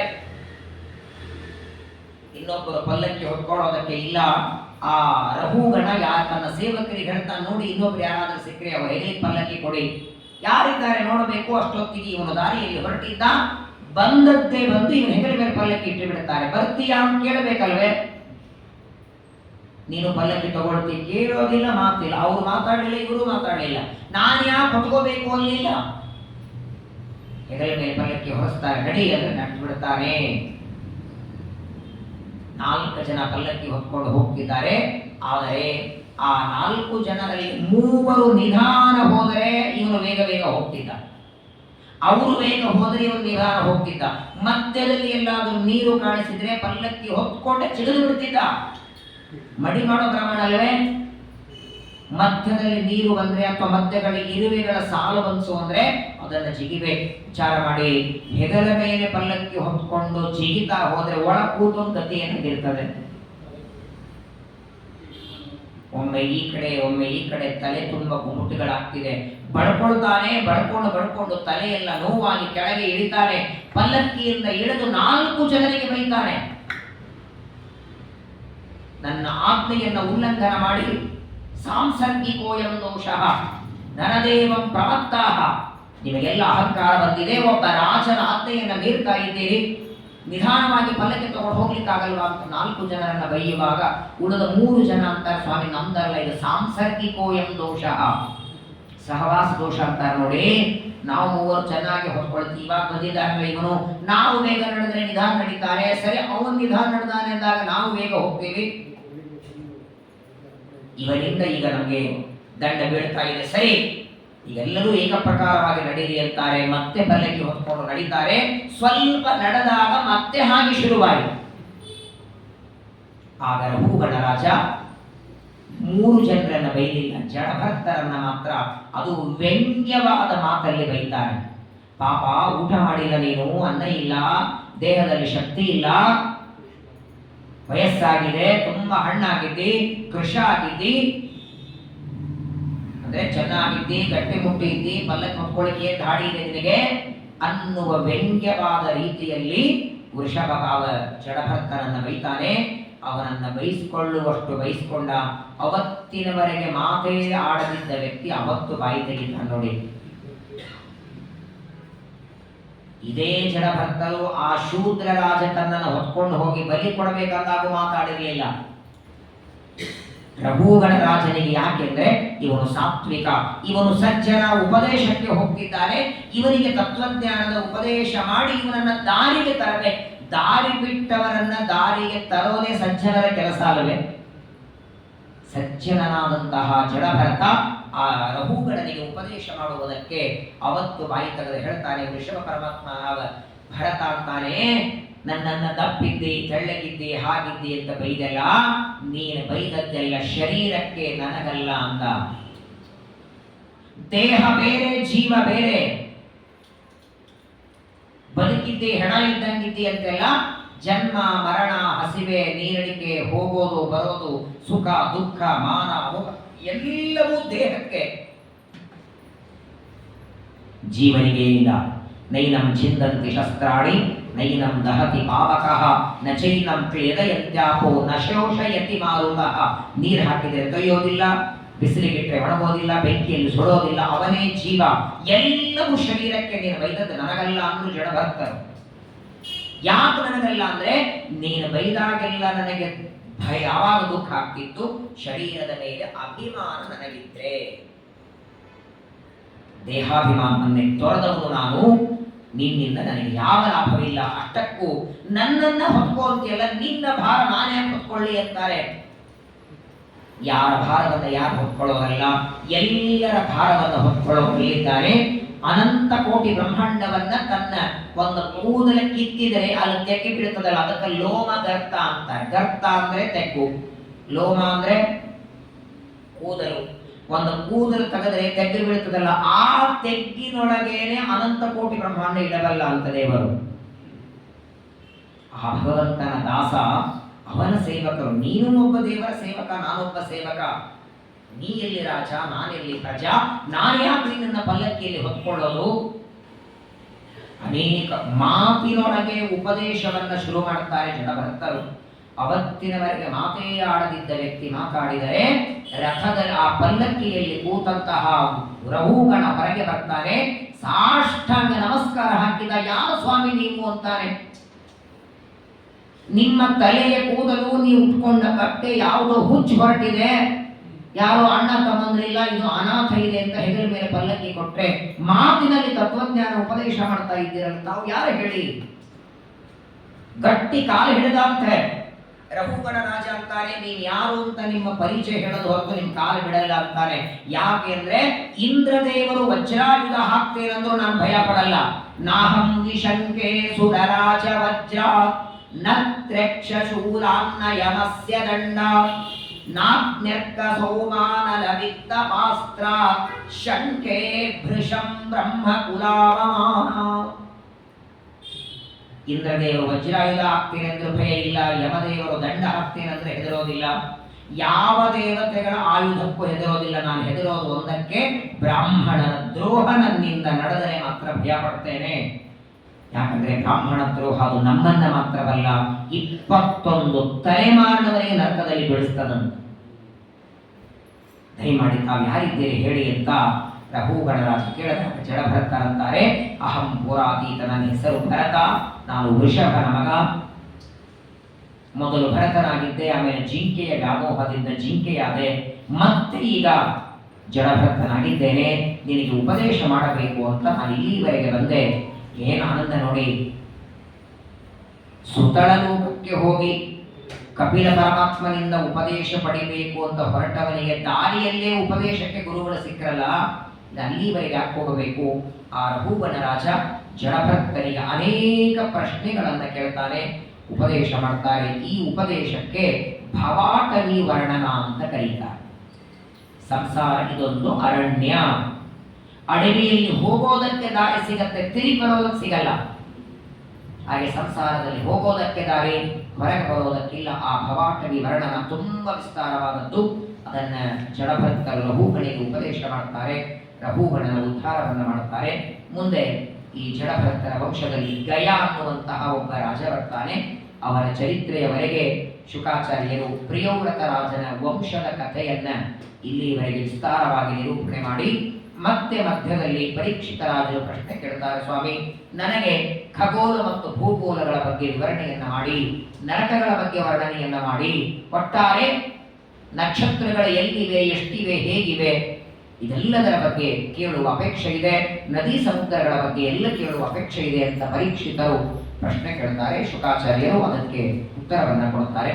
ನಾಳೆ ಶನಿವಾರ ಮತ್ತು ಭಾನುವಾರ, ಇದು 2 ದಿನ 5:30ಯಿಂದ 6:30ವರೆಗೆ ಇರ್ತದೆ. ಸೋಮವಾರದಿಂದ ಮತ್ತೆ ಯಥಾ ಪ್ರಕಾರವಾಗಿ 6:30ಗೆ ಪ್ರವಚನ ಇರ್ತದೆ. ನಾಳೆ ನಾಡಿದ್ದು 2 ದಿನದಲ್ಲಿ ಸಂಪೂರ್ಣವಾಗಿ ಖಗೋಳ ಮತ್ತು ಭೂಗೋಳಗಳ ವರ್ಣನೆಯನ್ನ ಶ್ರವಣ ಮಾಡಿ, ಭಾನುವಾರ ಪಂಚಮ ಸ್ಕಂದದ ಸಮಾಪ್ತಿಯನ್ನ ಮಾಡಿ, ಸೋಮವಾರದಿಂದ 2-3 ದಿನಗಳವರೆಗೆ 6ನೇ ಸ್ಕಂದವನ್ನ, ಇನ್ನೆರಡು 3 ದಿನಗಳಲ್ಲಿ 7ನೇ ಸ್ಕಂದವನ್ನ ಶ್ರವಣ ಮಾಡಿ, ಒಟ್ಟಾರೆ ಚೈತ್ರ ಮಾಸದ ಅಮಾವಾಸ್ಯೆಯವರೆಗೆ ಸಪ್ತಮ ಸ್ಕಂದದವರೆಗೆ ಭಾಗವತವನ್ನು ಶ್ರವಣ ಮಾಡಿ 8, 9, 10, 11, 12 ಇನ್ನು 5 ಸ್ಕಂದಗಳನ್ನು ಮುಂದಿನ ತಿಂಗಳಲ್ಲಿ ಶ್ರವಣ ಮಾಡಿ ಬರುವ ಕಾರ್ತಿಕ ಮಾಸದಲ್ಲಿ ಸಂಪೂರ್ಣ 12 ಸ್ಕಂದದ ಭಾಗವತದ ಮಂಗಲವನ್ನ ಮಾಡಿ ಆ 12 ಸ್ಕಂದ ಒಳಗೆ ಇದ್ದು ಶ್ರವಣ ಮಾಡಿಸಿದ ಪರಮಾತ್ಮನಿಗೆ ಸಮರ್ಪಣೆ ಮಾಡುವ ಕಾರ್ಯವನ್ನ ಮಾಡೋಣ ಅಂತ. ನಾಳೆ ನಾಡಿದ್ದು 2 ದಿನ ಮಾತ್ರ 5:30ಯಿಂದ 6:30 ಇರುತ್ತದೆ. ಸೋಮವಾರದಿಂದ 6:30ರಿಂದ ನಾಳೆ ನಾಡಿದ್ದು ಪಂಚಮ ಸ್ಕಂದದ ಸಮಾಪ್ತಿ ಮಾಡಿ ಸೋಮವಾರದಿಂದ 6ನೇ ಸ್ಕಂದದ ಪ್ರಾರಂಭವನ್ನು ಮಾಡೋಣ. ಭಾರತೀಯ ಮನುಷ್ಯ ಪ್ರಾಣಾಂ ಶ್ರೀ ಕೃಷ್ಣ ಹರೇ ನಮೋ ಹರೇ ನಮೋ ಹರೇ